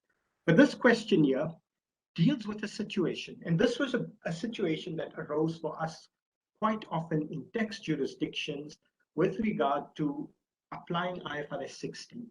When you have an IFRS 16 situation, all your leases, your operating leases, would now have finance lease accounting, where you would have a debit of a right of use asset and a credit of a liability. Now, the question was, should I raise deferred tax on this? Or is this subject to the initial recognition exemption? So what was the issue here? There was diversity in practice. Some people said, look, let's recognize just a net position, or maybe there is zero deferred tax that arises on this. What does the amendment do? It clarifies that the initial recognition exemption does not apply to this transaction, because even though, when you have an IFRS 16 lease, you could have an equal asset and liability position, but that doesn't mean that's an initial recognition exemption. The tax base of the asset is the amount deductible in future. The tax base of the liability is the carrying amount less the any amounts taxable in future, which could be zero. In both cases are zero. So you get a zero tax base, but you have an asset, a deferred tax asset and a deferred tax liability arising out of the transaction. And this is the clarification that was made in IAS 12. This is just another slide that talks about when do you recognize and not recognize it. But I think this was a clarification that was applied. I just shared an example on this, where we've just also included an initial direct cost, which is capitalized to the right of use asset. The last topic before we go to another Q&A session, I want to talk about, it's a topic where, quite interesting topic where we've seen a lot of these transactions locally. I've seen them on a technical desk. I've seen them when I've been doing structuring in accounting advisory. The question that is asked is an interesting question. Let's say I have a business and I transfer that business to an associate. So previously I might have been consolidating that business. I control that business, and I now transfer that business to an associate or a joint venture or something that I do equity accounting. Now, in equity accounting, it's not simply a one-line consolidation. It does not have the granularity of the individual assets and liabilities. And let's say I'm only a 50% shareholder in that associate or joint venture. The question is, let's say I have transferred this business of 100 and they have paid me 130 for this business. The question is, do I recognize 30 as profit, or do I recognize 15 as profit, being 50% of my 30? This was the question that is being posed. So I am disposing a business to my equity accounted investee, which is 50%. Am I losing control of the business? Yes, I am. Do I account for the gain at 30 or 15? So there was an acknowledged inconsistency in the requirements of IFRS 10 and IAS 28. There is an inconsistency in this requirement. Historically, we used to give clients an accounting policy choice, whether you apply the IAS 28 or the IFRS 10. Most of my clients would go for the IFRS 10. But I'll tell you, practically, there was also some challenges. You know, and I'm just sharing this with you anecdotally. We needed to actually make sure control had passed. Because a lot of times when we had read page 88 of the agreement, we'd find a call option of some sort. And if you have a call option of some sort, or a call option that's in the money, there isn't a sale that has happened in the first place. But apart from that, let's get back to this topic. The question here is, should we recognize a gain of 30 or a gain of 15? We allowed an accounting policy election in our publication. The amendment says you should recognize 30. The entire gain should be recognized. You are losing control of a business, and as a result of losing control of a business, you're going to recognize the identity of the business is lost when you're doing the equity accounting. There isn't this proportionate gain or uneliminated gain recognized. Other transactions between equity accounted associates and investees remains the same, but this one area has been clarified, and this issue on diversity is now in. There is a break now. Yes, Yusuf. We got a break for 10 minutes now, Yeah. and we will resume after 10 minutes. Meanwhile, if anybody has a question, please do post so that we will take this up as we come back. If post it on the chat, we'll pick it up afterwards. Thank you very much. Thank you, Yusuf. Thanks a lot.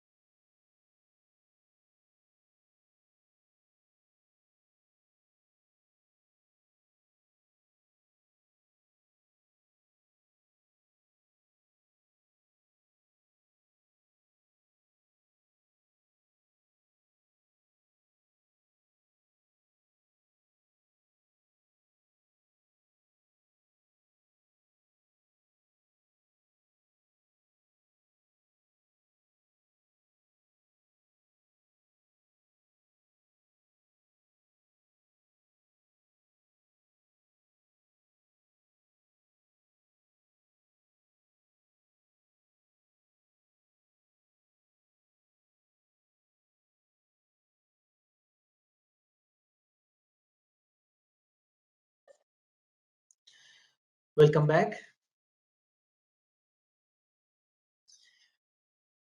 Welcome back to the annual IFRS update workshop. Next session is taken by Brian, who's going to cover various topics as listed on the agenda. We are running 10 minutes ahead of our schedule. So Brian, you have 40 minutes allocated. You may cover these topics in 50 minutes if you believe that you need more discussions on these topics. So over to you, Brian. That's great, Yusuf, and thank you all for coming back after the break. I'm going to talk about loss-making contracts, and then I'm going to talk about a bunch of issues that have been discussed by the IFRS Interpretations Committee, the Ifrs. So let's start with loss-making contracts. Now, I hope your businesses are profitable and make lots of money, but even the best businesses face loss-making contracts sometimes.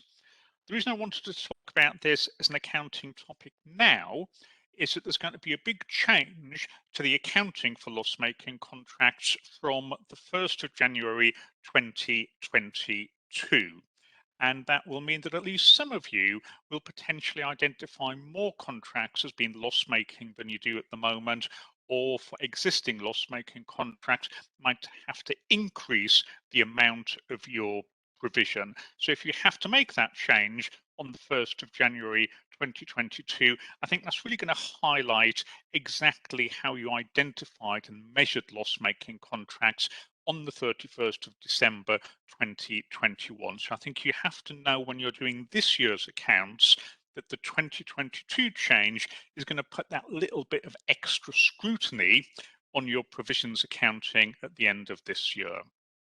So let me start with a reminder. There are some things that we all agree on and that are not changing, and those things are on this slide.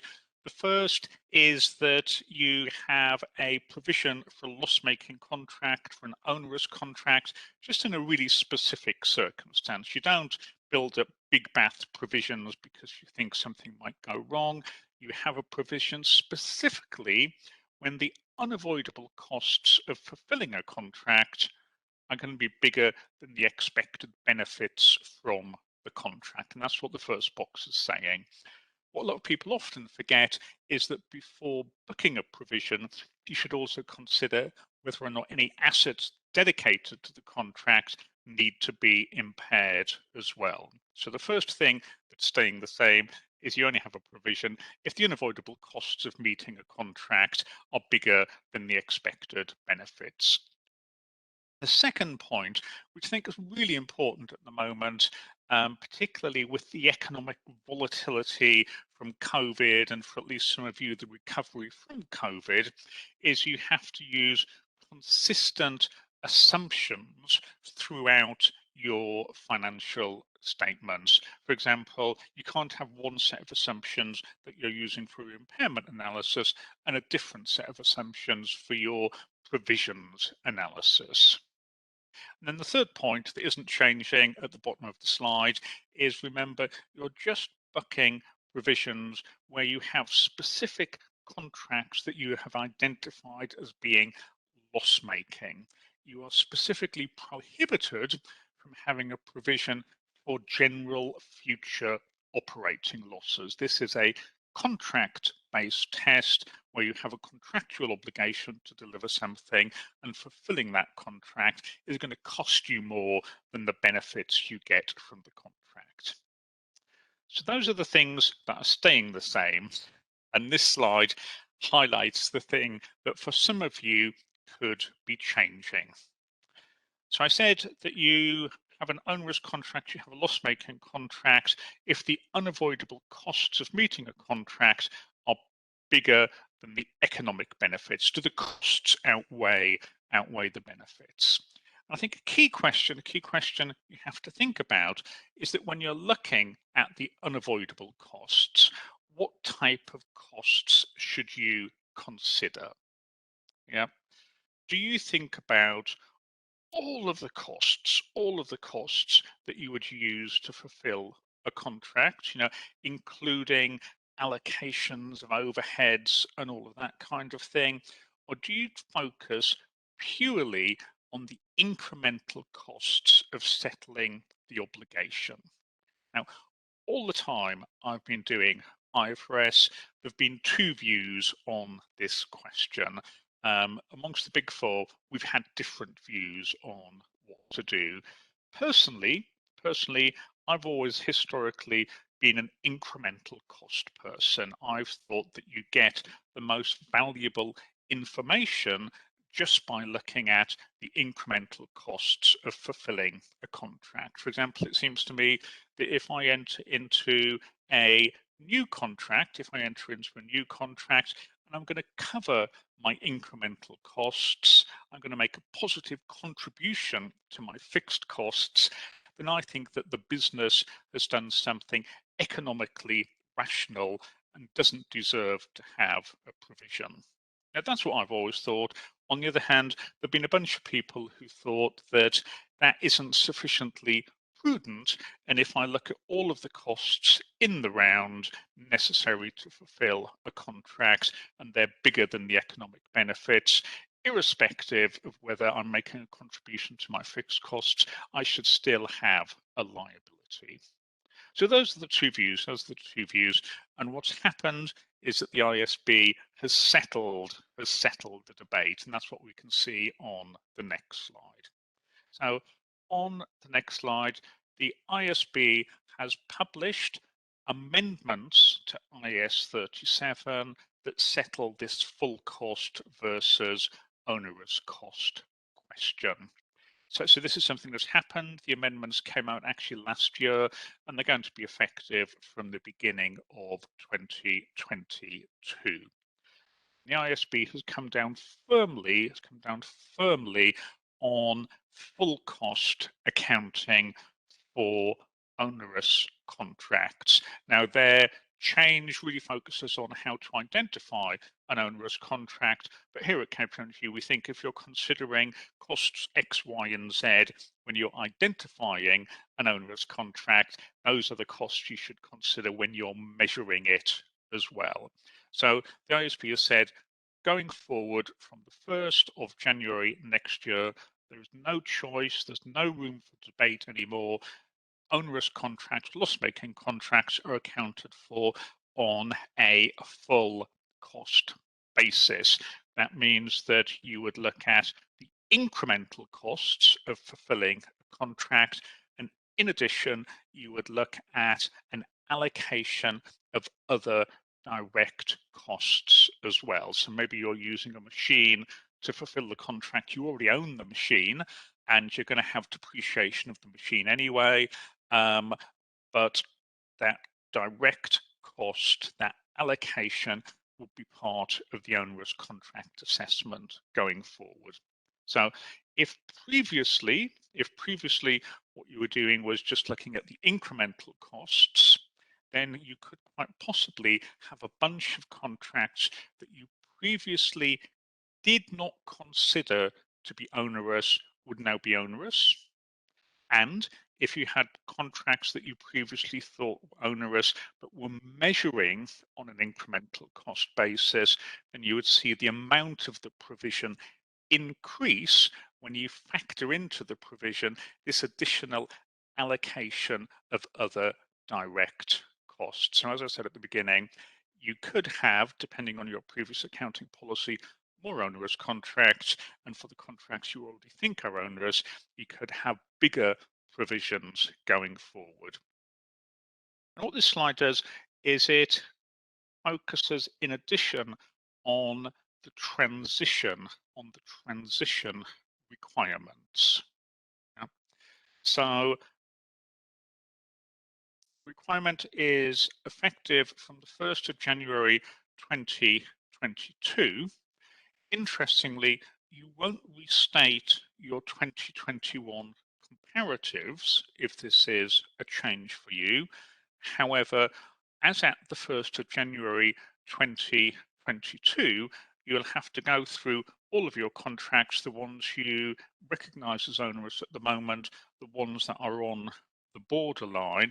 You will have to recalculate your provision for onerous contracts, for loss-making contracts, as at the 1st of January 2022, and any increase in that provision compared to what you've put in your 2021 financial statements will become an adjustment to equity on the 1st of January 2022. Yeah. Now, as I said at the beginning, this is 2022, and we usually talk about things that are effective this year.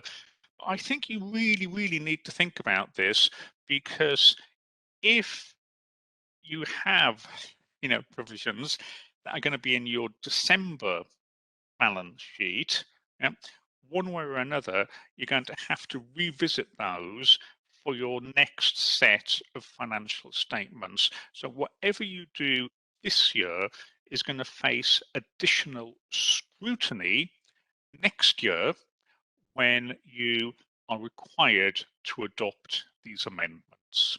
Yeah. Now, it's up to you. If you're doing incremental costs at the moment and you want to early adopt, that's fine. You can do that in your December 2021 financial statements, but everybody needs to be on full cost from the 1st of January 2022, which could mean more onerous contracts, bigger provisions. So that's what I wanted to say about loss-making contracts. I'm going to spend the rest of this session, before we go into our Q&A, talking about the activities of the IFRS Interpretations Committee, the IFRIC. Now, this is very close to my heart. I'm into my 3rd year as a member of the IFRIC, and honestly, being a member of the IFRIC is one of the most interesting but also challenging things I've ever done in my professional career. And I do think it's very, very important at the moment that companies, everybody on this call, is doing whatever they can to keep up to date with IFRIC discussions. Yusuf said before the break, as part of his introduction, that IFRS at the moment feels like quite a stable platform. It feels like quite a stable platform.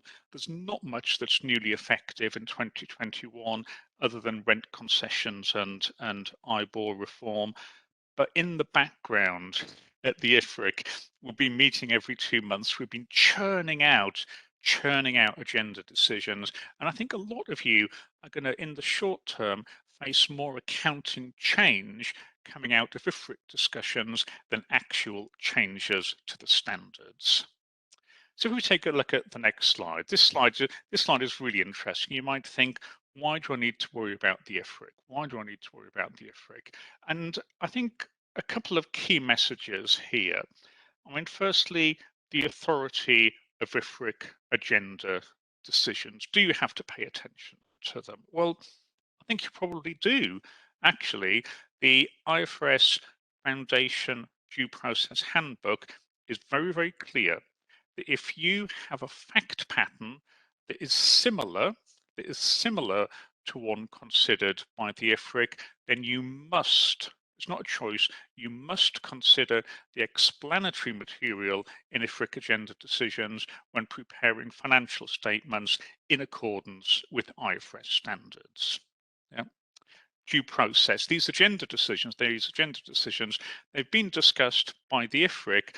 They have also received a kind of negative clearance from the ISB itself. So this isn't just me and a few colleagues in a room. This is an official part of the IFRS Foundation due process, and IFRIC agenda decisions now go through the board as well. When you come to apply them, this can be quite tricky. Because an IFRIC agenda decision is just a statement of how people think IFRS standards should be applied today. Because it's a statement about how the standards should be applied today, there's never any kind of transition guidance or anything else. So if you have to change your accounting policy in order to reflect an IFRIC agenda decision, there will never ever be any transition relief. You're going to have to change your accounting policy and do that fully retrospectively. There is no transition guidance in IFRIC agenda decisions. You think, well, Do I get a lot of time to implement the guidance in an IFRIC agenda decision?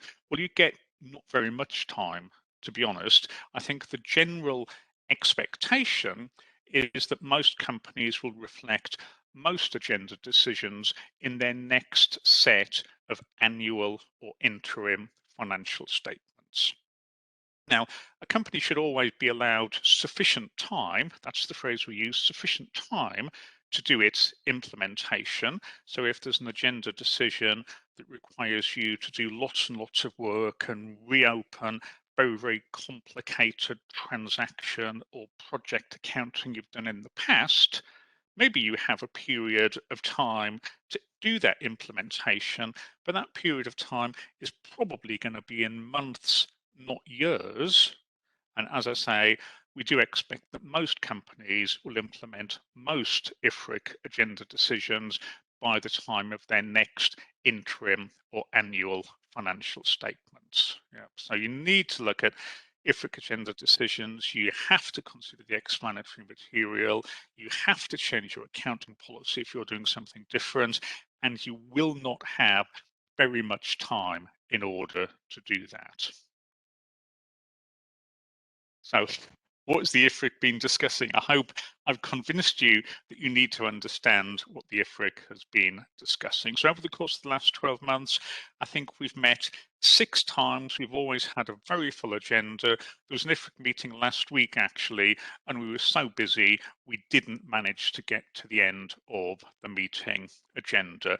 Now, there are resources on the internet that allow you to identify all of the things that the IFRIC has discussed over the last 12 months throughout its entire history. But for the purposes of this session today, I really just wanted to highlight, to bring your attention to 4 particular topics that the IFRIC has discussed in 2021. And I've chosen these because these are the topics that have received the most attention from the companies that I have spoken to over the course of the last 12 months. So I'm going to talk about each of them in turn, but as I go through each of them in turn, I want you to think to yourself, does my company have this fact pattern? If my company does have this fact pattern, is my current accounting okay in the light of this IFRIC discussion, or do I need to be thinking about a possible change in accounting policy? So let's start with cloud computing. Now, I think Yusuf's very, very first slide, where he was talking about all the things, all the drivers of change, one of his drivers of change was new technology. And indeed, all the big companies I deal with, to be honest, are busy with some kind of cloud project. You know, some people are quite a long way into their cloud implementation. You know, some people are just setting up the project right now. Almost everybody I know is, as a minimum, thinking about cloud. And what tends to happen with cloud is, fine, once you're up and running, this can be quite an attractive, kind of efficient kind of way of running aspects of your business. You'll often be paying on a periodic basis for the processing, for the storage that you're acquiring. But, you know, but cloud is quite complicated, and you can often finish up spending quite a lot of money up front. You know, some of that money with the cloud provider, maybe some of it with other people, some of it with consultants, just putting the cloud solution in place. You know, it might be absolutely the best thing for your business, and it might really reduce costs and increase efficiency going forward, but maybe there's going to be quite a big setup cost. Now, and the thing that the IFRIC has been looking at this year in 2021 is, how do you decide what is the accounting for that potentially very significant setup cost? You know, people come to me and say, surely I can just capitalize all of this. Can I just say that all of these costs are directly attributable to my cloud contract? Can I just put them all in the balance sheet and amortize them over the life of the cloud contract. Some people come to me and say there isn't really very much guidance in IFRS about cloud costs, but there is specific guidance in US GAAP. Can I use the US GAAP guidance to support capitalization of my cloud implementation costs? Yeah. And this was the question we discussed with the IFRIC this year. And I think in order to get into the cost question, you first need to ask a more fundamental question about how you're going to account for the cloud contract as a whole. Now, remember what's happening with cloud typically is that instead of hosting lots and lots of software and data on your own servers, you're probably getting the cloud provider to do that for you. Obviously, nothing's really in the cloud. Everything is typically on the cloud provider's servers or somebody with whom the cloud provider has contracted on your behalf. So the first question with cloud, and this is a big question, is how you account for the underlying contract. Do you say that the cloud contract, it's kind of a bit like a lease. It's a bit like a lease. Do you say that it gives you a software intangible asset, so a big debit on your balance sheet for the software that's been customized and configured, to be suitable for your use? Do you have a big asset, maybe balanced by a liability to pay for that asset over the life of the arrangement? That's what we're saying on the left-hand side of this diagram. Or do you say, well, what I'm really getting from the cloud provider is a service, and that service, it might be a hosting service, it might be a processing service, it might have an element of kind of consulting in it. Do I say that my cloud contract is really a kind of service contract, and therefore it's off my balance sheet, and I'm just going to account for it on a kind of incurred cost basis over the life of the arrangement? And this is the first question. And what we tend to find is there are lots of things you need to think about to make this distinction. But if I can just be really, really crude about it, and you don't have to think about this in more detail, but just to be really, really crude about it, if you've got all of the application software, all of the data on your server, and you can go in and you can make changes to the software, and it's up to you what changes to make and when, then that's pushing you towards having things on balance sheet, a software intangible asset. If everything's been hosted, as I say, on the cloud provider's servers, if they're the ones that can choose what changes are going to be made to the software, if the software is always their software and stays with them during the life of the contract and at the end of the contract, then maybe there's quite a good chance that you have a service contract, what people in the US would call software as a service. And as the slide says, in our experience, cloud, almost by definition, means that the software is on somebody else's server, and there's quite a good chance that you're going to get to the service contract answer if the substance of your arrangement is a software as a service contract. Now, this is, as I say, this really drives the next question, which is what you do with the setup costs. Because if you'd concluded that you had an intangible, then the question about what to do with the setup costs would be quite an easy question. It would be quite an easy question because you would be clearly within the scope of IAS 38, and IAS 38 would allow you to capitalize all of the directly attributable costs of making the intangible asset what you wanted it to be to service your business. So if everything's on balance sheet, then it's quite easy. I mean, obviously discuss with your auditors, but if it's already on balance sheet, if you've got the asset on balance sheet, then that's the start of an argument for associated costs also being on balance sheet, essentially as part of the cost of the asset. And the real difficulty is what do you do if you're in the very, very common scenario of treating your cloud contract as a service contract. In what circumstances can you put something on balance sheet? You know, if you've decided that the underlying contract is basically off balance sheet, yeah, under what circumstances can you put an upfront cost on balance sheet? And as I said, historically, there's been incredible diversity on this question under IFRS. There's a lot of people want to do what they do if they have a software asset and just put everything on balance sheet that's directly attributable. A lot of people look to US GAAP and say, can we do the US GAAP guidance? Or people are kind of somewhere in between. And there has been a lot of diversity. So the IFRIC looked at this, and what the IFRIC said is that this is an IFRS question.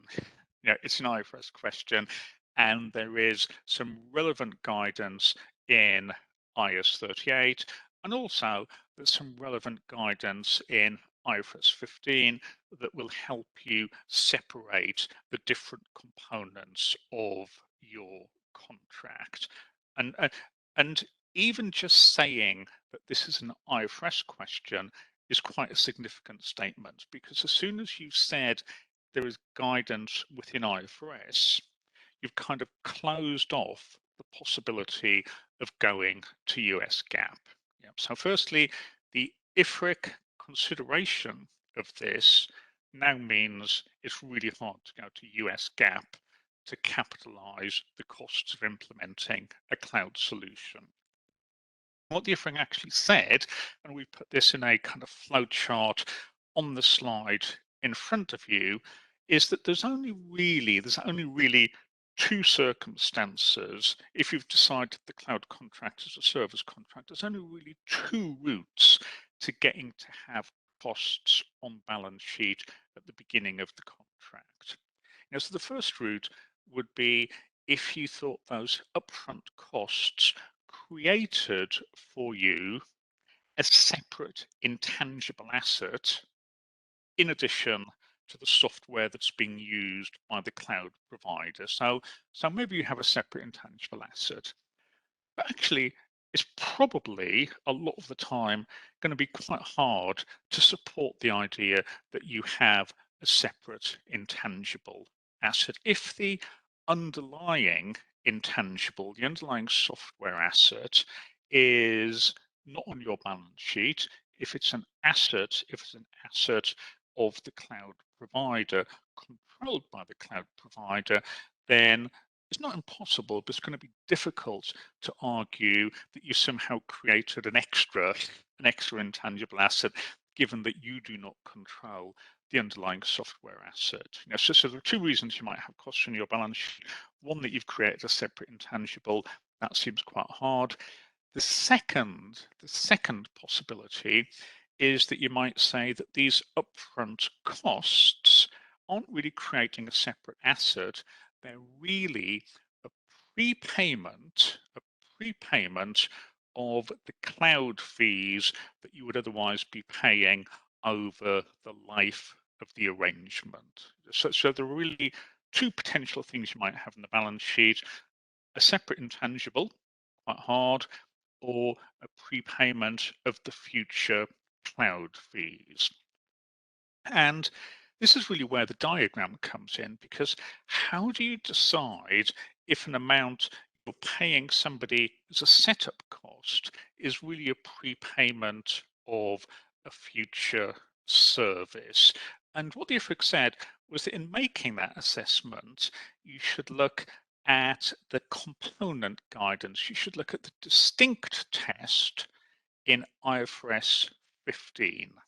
Now, it's quite unusual that a purchaser would look at the sales guidance in IFRS 15, but it does seem to be a relevant question. And actually, there are bits of the distinct test in IFRS 15 that were written with this kind of contract in mind. So I think that tends to mean that if, when you incur your setup costs, if you're not paying the cloud provider, if you're paying somebody else, then it's really hard to argue that a payment to some other consultant is a prepayment in your cloud contract. Yeah? And also, if you are paying the cloud provider, but you could have paid somebody else, i.e., this service is distinct from the perspective of the cloud provider, then a distinct service is something you're getting now and is very, very unlikely to be a prepayment of future service fees under the main cloud contract. Yeah. So if I sum up on cloud, I'll just stick with cloud and just sum up, because I think this is a big thing. So I strongly suspect there are people on this call who've either implemented, are in the process of implementing, or are thinking of implementing a big cloud solution. There's been a lot of mixed practice under Ifrs in the past that have involved people putting lots of setup costs in the balance sheet, maybe without thinking about it very much, or maybe through analogy to US GAAP. We now have an IFRIC agenda decision, came out kind of March, April time, that now provides a very clear framework as to how to analyze to what extent those costs can be on balance sheet. And almost everybody I've talked to in practice, when they apply that framework, they finish up with fewer costs on balance sheet, a smaller kind of setup asset on balance sheet than they have at the moment. Now, this IFRIC agenda decision came out in March, April, so by the year end, it's going to be 8-9 months old. And I think my expectation is a lot of companies will be thinking about that IFRIC agenda decision when they prepare their December 2021 year-end financial statements. So if you have a cloud solution, I think you really need to look at any big setup asset you have in your balance sheet and ask whether that can really be carried forward in light of the analysis in that IFRIC agenda decision. Okay, so that's cloud. I'm going to move on. I have a few more topics I'm going to talk about, and I'm going to move through them a little more quickly because I think cloud is the really big one, and I wanted to spend time on it. But just to demonstrate the breadth of the IFRIC activities, let's leave cloud behind and instead think about inventory. So for the purpose of this discussion, I might be thinking about a retailer who sells clothes or furniture or something like that. But I could be thinking of any other business that has inventory on its balance sheet that it measures at the lower of cost and net realizable value. And by and large, we kind of know what cost is, cost accumulation under IS2. Net realizable value. So the definition of net realizable value is here in the diagram on the top of the slide. And it says a net realizable value is the estimated selling price. Always a bit of judgment, but it's the estimated selling price less the estimated cost of completion, like if it's work in progress or something like that, and the estimated costs necessary to make the sale. So we've underlined those words because those are the words I'm going to talk about. When you're estimating net realizable value, think to yourself, how much focus are you giving to that part of the definition of net realizable value? To what extent are you putting serious time and effort into estimating the costs necessary to make the sale? Now, the question is, given that those words are in the definition of net realizable value, what do they actually mean? There was a submission that went in to the IFRIC, and that submission essentially said when you're estimating net realizable value, when you're looking at those underlined words, when you're looking at the cost bit, the future cost bit of net realizable value, can you limit yourselves to just the incremental costs of making the sale? Yeah. So it's funny, isn't it? It's a bit like the provisions question I was discussing half an hour ago. When you look at the cost necessary to make the sale, can you limit yourselves to just incremental costs? Because if you limit yourself to just incremental costs, then maybe incremental would be quite a small category of costs. So I think about what incremental means under Ifrs 15, for example. So under Ifrs 15, an incremental cost is a cost that I would only incur if a sale goes ahead. Yeah. So the classic example in Ifrs 15 of a genuinely incremental cost is a sales commission that I pay to the salesman only if the salesman actually makes the sale. Yeah. But a salary that I pay to a salesman, I pay that whether he makes the sale or not. That's not incremental. If I hire somebody extra to work on a sale, but I pay them whether or not they make the sale, that's not incremental.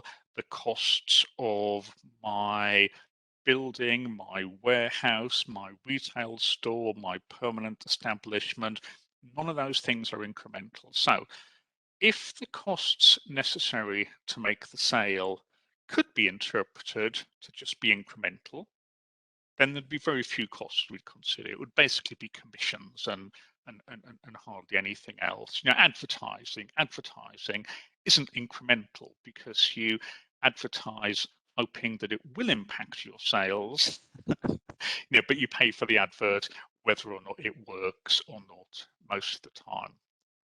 So when this question came to the IFRIC, we looked at this and we looked at those words, the costs necessary to make the sale. And just as a matter of plain English, the things that you have to do to make a sale are surely, just as a matter of the words on the page, they are broader than incremental. And the IFRIC concluded that whatever the answer is to this question, when you're estimating net realizable value, you do have to think more broadly than incremental. Yeah. Now, there's a question about where you draw the line. So there's a question about where you draw the line. Do you think about just direct variable costs? Do you think about all direct costs? Do you think about an allocation of overheads as if you were thinking of an onerous contract provision? So if you had a bricks and mortar business, what would be the costs you would deduct? Well, you certainly deduct sales commissions. Or if you hire additional sales staff in order to move the stock, would you deduct that? If you hired additional warehousing or retail space, if you did lots of extra advertising spend, would you think about those costs when arriving at net realizable value? Now, the IFRIC agenda decision, perhaps unfortunately, it doesn't tell you exactly where to draw the line, but as I say, it does tell you that you have to think more broadly than just incremental costs. So lots of retailers I've talked to are very concerned about this. There's a lot of diversity, as I understand it, in the retail industry about where people draw the line, and I think this is going to be a big talking point for retailers and other businesses as they prepare their December 2021 financial statements. So let's move on. I've talked about cloud, I've talked about inventories, but I want to give you more of a flavor of the breadth of issues the IFRIC's been discussing that might impact what you do. So I'm going to talk about two issues that are both essentially around how do you work out how much cash you have in your balance sheet at the year end. Now you might think, this is such an obvious question. It's obvious when I've got cash. But actually, what I found is that these very recent IFRIC decisions have forced me to think in a lot more detail about what that cash balance is, what it represents, and are companies really getting their reported cash right at the year end? So 2 fact patterns. The first one is, what if you have a cash balance? Specifically, what if you have a demand deposit that is subject to restrictions on use? Now, the fact pattern that was considered by the IFRIC is the one set out on the slide. So in this fact pattern, maybe I am selling a business. And I have some cash. I have some existing cash. It's in a demand deposit. And under the sale and purchase agreement for the business, I'm not transferring this demand deposit. It's my demand deposit, and I'm going to keep my name on the account. Yeah. But the buyer of the business wants an indemnification. Yeah.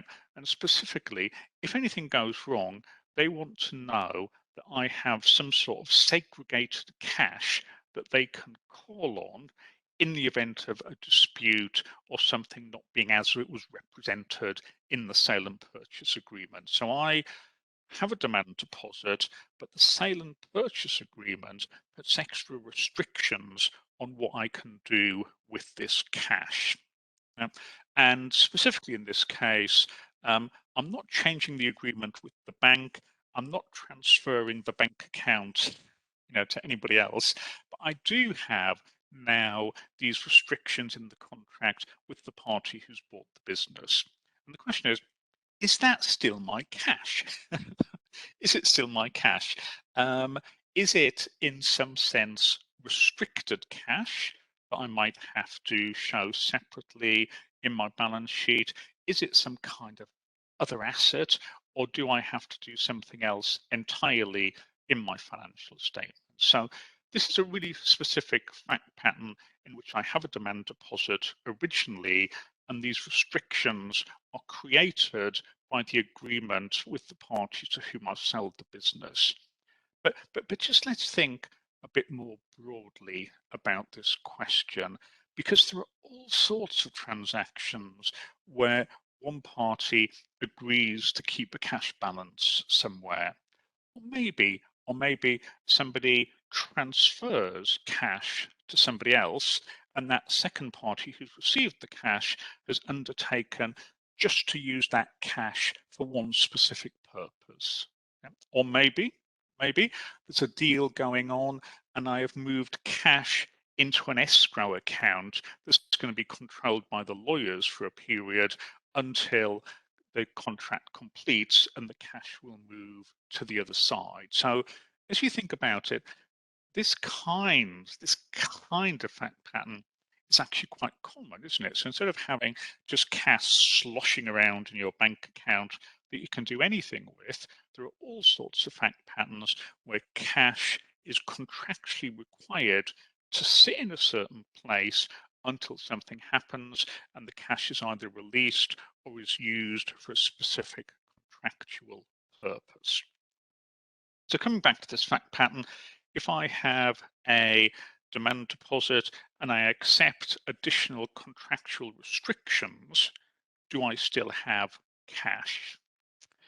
So what the IFRIC said in this particular fact pattern is, because I have a demand deposit that meets the definition of cash to start with, and because these restrictions are in a contract with a third party, unless those restrictions change the nature of the demand deposit, so it's not a demand deposit anymore, then it's still my cash. It's still my cash. So this is probably still going to be cash in the balance sheet, unless these restrictions kind of change its nature. So I might want to disclose what's going on. I might want to think about disaggregating my cash balance between cash that I can do anything I want with and cash over which there are restrictions. But the IFRIC said in a tentative agenda decision that in this fact pattern, the demand deposit continues to be cash unless the restrictions mean it isn't really a demand deposit anymore. Yeah. And for me, now you might have this specific fact pattern and you might be able to look at the agenda decision and take some kind of comfort from this. But what about all of those other demand deposits? What about escrow accounts? What about complicated lease agreements where you've placed a deposit somewhere, or security deposits, or all of that kind of thing? I think this IFRIC discussion is a trigger to think about all of those other kinds of fact patterns as well. So I have one more issue to discuss, and then we're going to do a final round of questions. And the second issue is my second cash issue. And this is going to be really relevant if you have essentially cash in transit around the year end. You know, if you have initiated some sort of payment under an electronic transfer system before the year end, but it hasn't been settled until after the year end, then which party, is it the payer or the receiver, which party has cash in its balance sheet for an unsettled transfer? Now, the fact pattern the IFRIC looked at is the one that is summarized on the slide. And it's actually based on the UK fact pattern. We've had a payment system that's existed for like 50 years or something in the UK. And obviously it's got a lot more sophisticated in that time. But the basic 3-day pattern has stayed the same. And what happens is on day one, which is on the slide, is the 31st of December, maybe 2021, just to make it nice and topical. A company initiates a transfer to somebody else. On the actual year end, on the 1st of January 2022, that balance is still unsettled. And then on the 2nd of January, the other party receives the cash into its bank account. So before this starts, the other party has got, say, a trade receivable. You know, so the question for the other party, the recipient, is when they do their financial statements on the 1st of January 2022, do they have in their balance sheet a trade receivable, or do they actually have cash?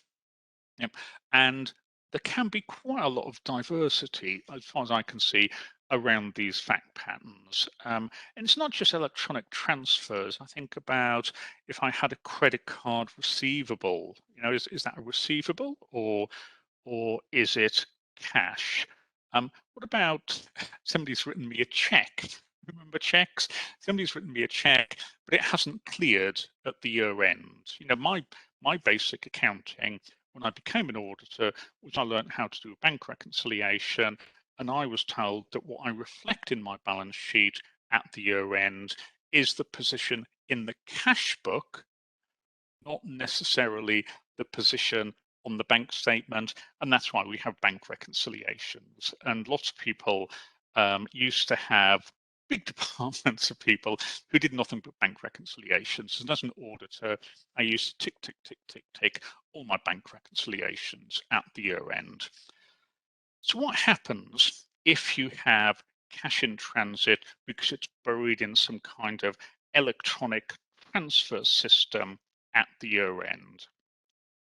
What the IFRIC said is that from the perspective of the recipient, you know, the party that starts off with a trade receivable, the recipient has an IFRS 9 derecognition question, because the trade receivable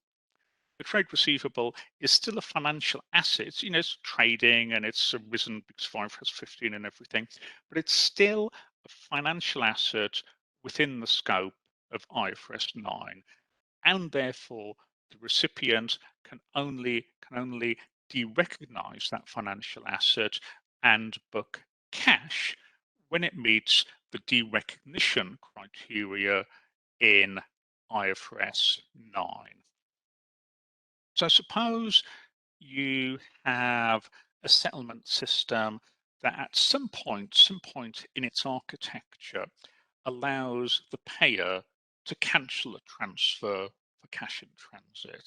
Yeah? And you line that up against the very, very strict derecognition criteria in IFRS 9. Yeah, so in this fact pattern at the year end, would the recipient really have extinguished all of its contractual rights associated with the trade receivable? Well, maybe it hasn't. This is what the IFRIC thought. There may be judgments, like on a case-by-case basis, around what are the mechanics of the electronic transfer system, but unless the recipient can demonstrate that all of the rights associated with the trade receivable have been eliminated, they probably still have a trade receivable until the cash is actually settled in their bank account. Yeah, and you might think, well, that's okay for this particular electronic transfer system, but it's probably not what's happening in a bog standard bank reconciliation. It's not necessarily what's happening consistently around the world. Maybe it's a slightly unexamined question. Yeah, so with my IFRIC update, I started with what I think is probably the biggest IFRIC issue this year, which is cloud computing, which is this future looking. It's all about the future of business and technology. And I've finished with some quite basic questions about when you have cash in your balance sheet. My first week as an auditor, was I doing the right thing when I reviewed the bank reconciliation? And these contrasting examples are really designed to illustrate the breadth of the things the IFRIC is looking at, the breadth of things you need to consider yourself when preparing your year-end financial statements. As Yusuf said at the outset, not much changed IFRS standards this year. I'm afraid there are quite a lot of IFRIC agenda decisions that you probably need to work through and understand if they're relevant to your business. So that's my IFRIC update, and I think we're going to move on to questions now. Thank you, Brian. That was very detailed discussion of IFRIC decisions. One thing I have noticed that this year IFRIC was quite active and a number of agenda decisions were passed. And the topics that you covered, cloud computing, cost necessary to sell inventories, EFT and demand deposits, these are two generic issues. And many of my colleagues actually face these issues, and there have been a lot of inconsistencies in terms of accounting and others. Now, I think with all these decisions coming in quite regularly, it will be really very helpful for the accounting industry. So that was great, excellent. Thanks, Brian. So now I would move to the questions. There is a question for Yusuf on current and non-current classification. The question is that, is it possible for the lender to follow symmetrical accounting if the borrower is going to change the classification? Right. Interesting question. Let me repeat the question, Yusuf. So you're saying if the borrower has to disclose something as a current liability, is the lender obliged or required to follow the exact same accounting?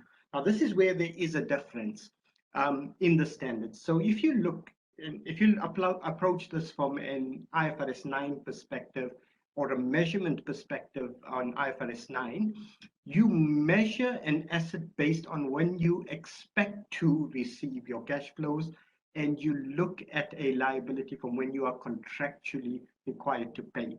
The definition of a current liability requires the borrower to have the ability to defer settlement.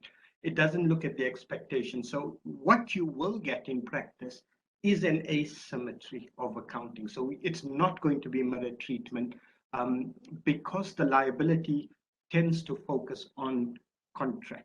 On payable on demand, doesn't mean the other party is going to receive on demand. So, in some cases, we've had situations on, loans and, that was in some cases payable on demand, where the liability had to be current, but the lender had an expectation of receiving it over a longer period. Does that lender's expectation create some kind of contractual thing? If, let's assume the lender's financials are available, no, it doesn't. It doesn't dilute the contractual obligation. You, from your perspective as the borrower, have to follow that contract. And if it's payable on demand or if it's current, it doesn't necessarily have to be current from the lender's perspective. There is that asymmetry we have observed in accounting.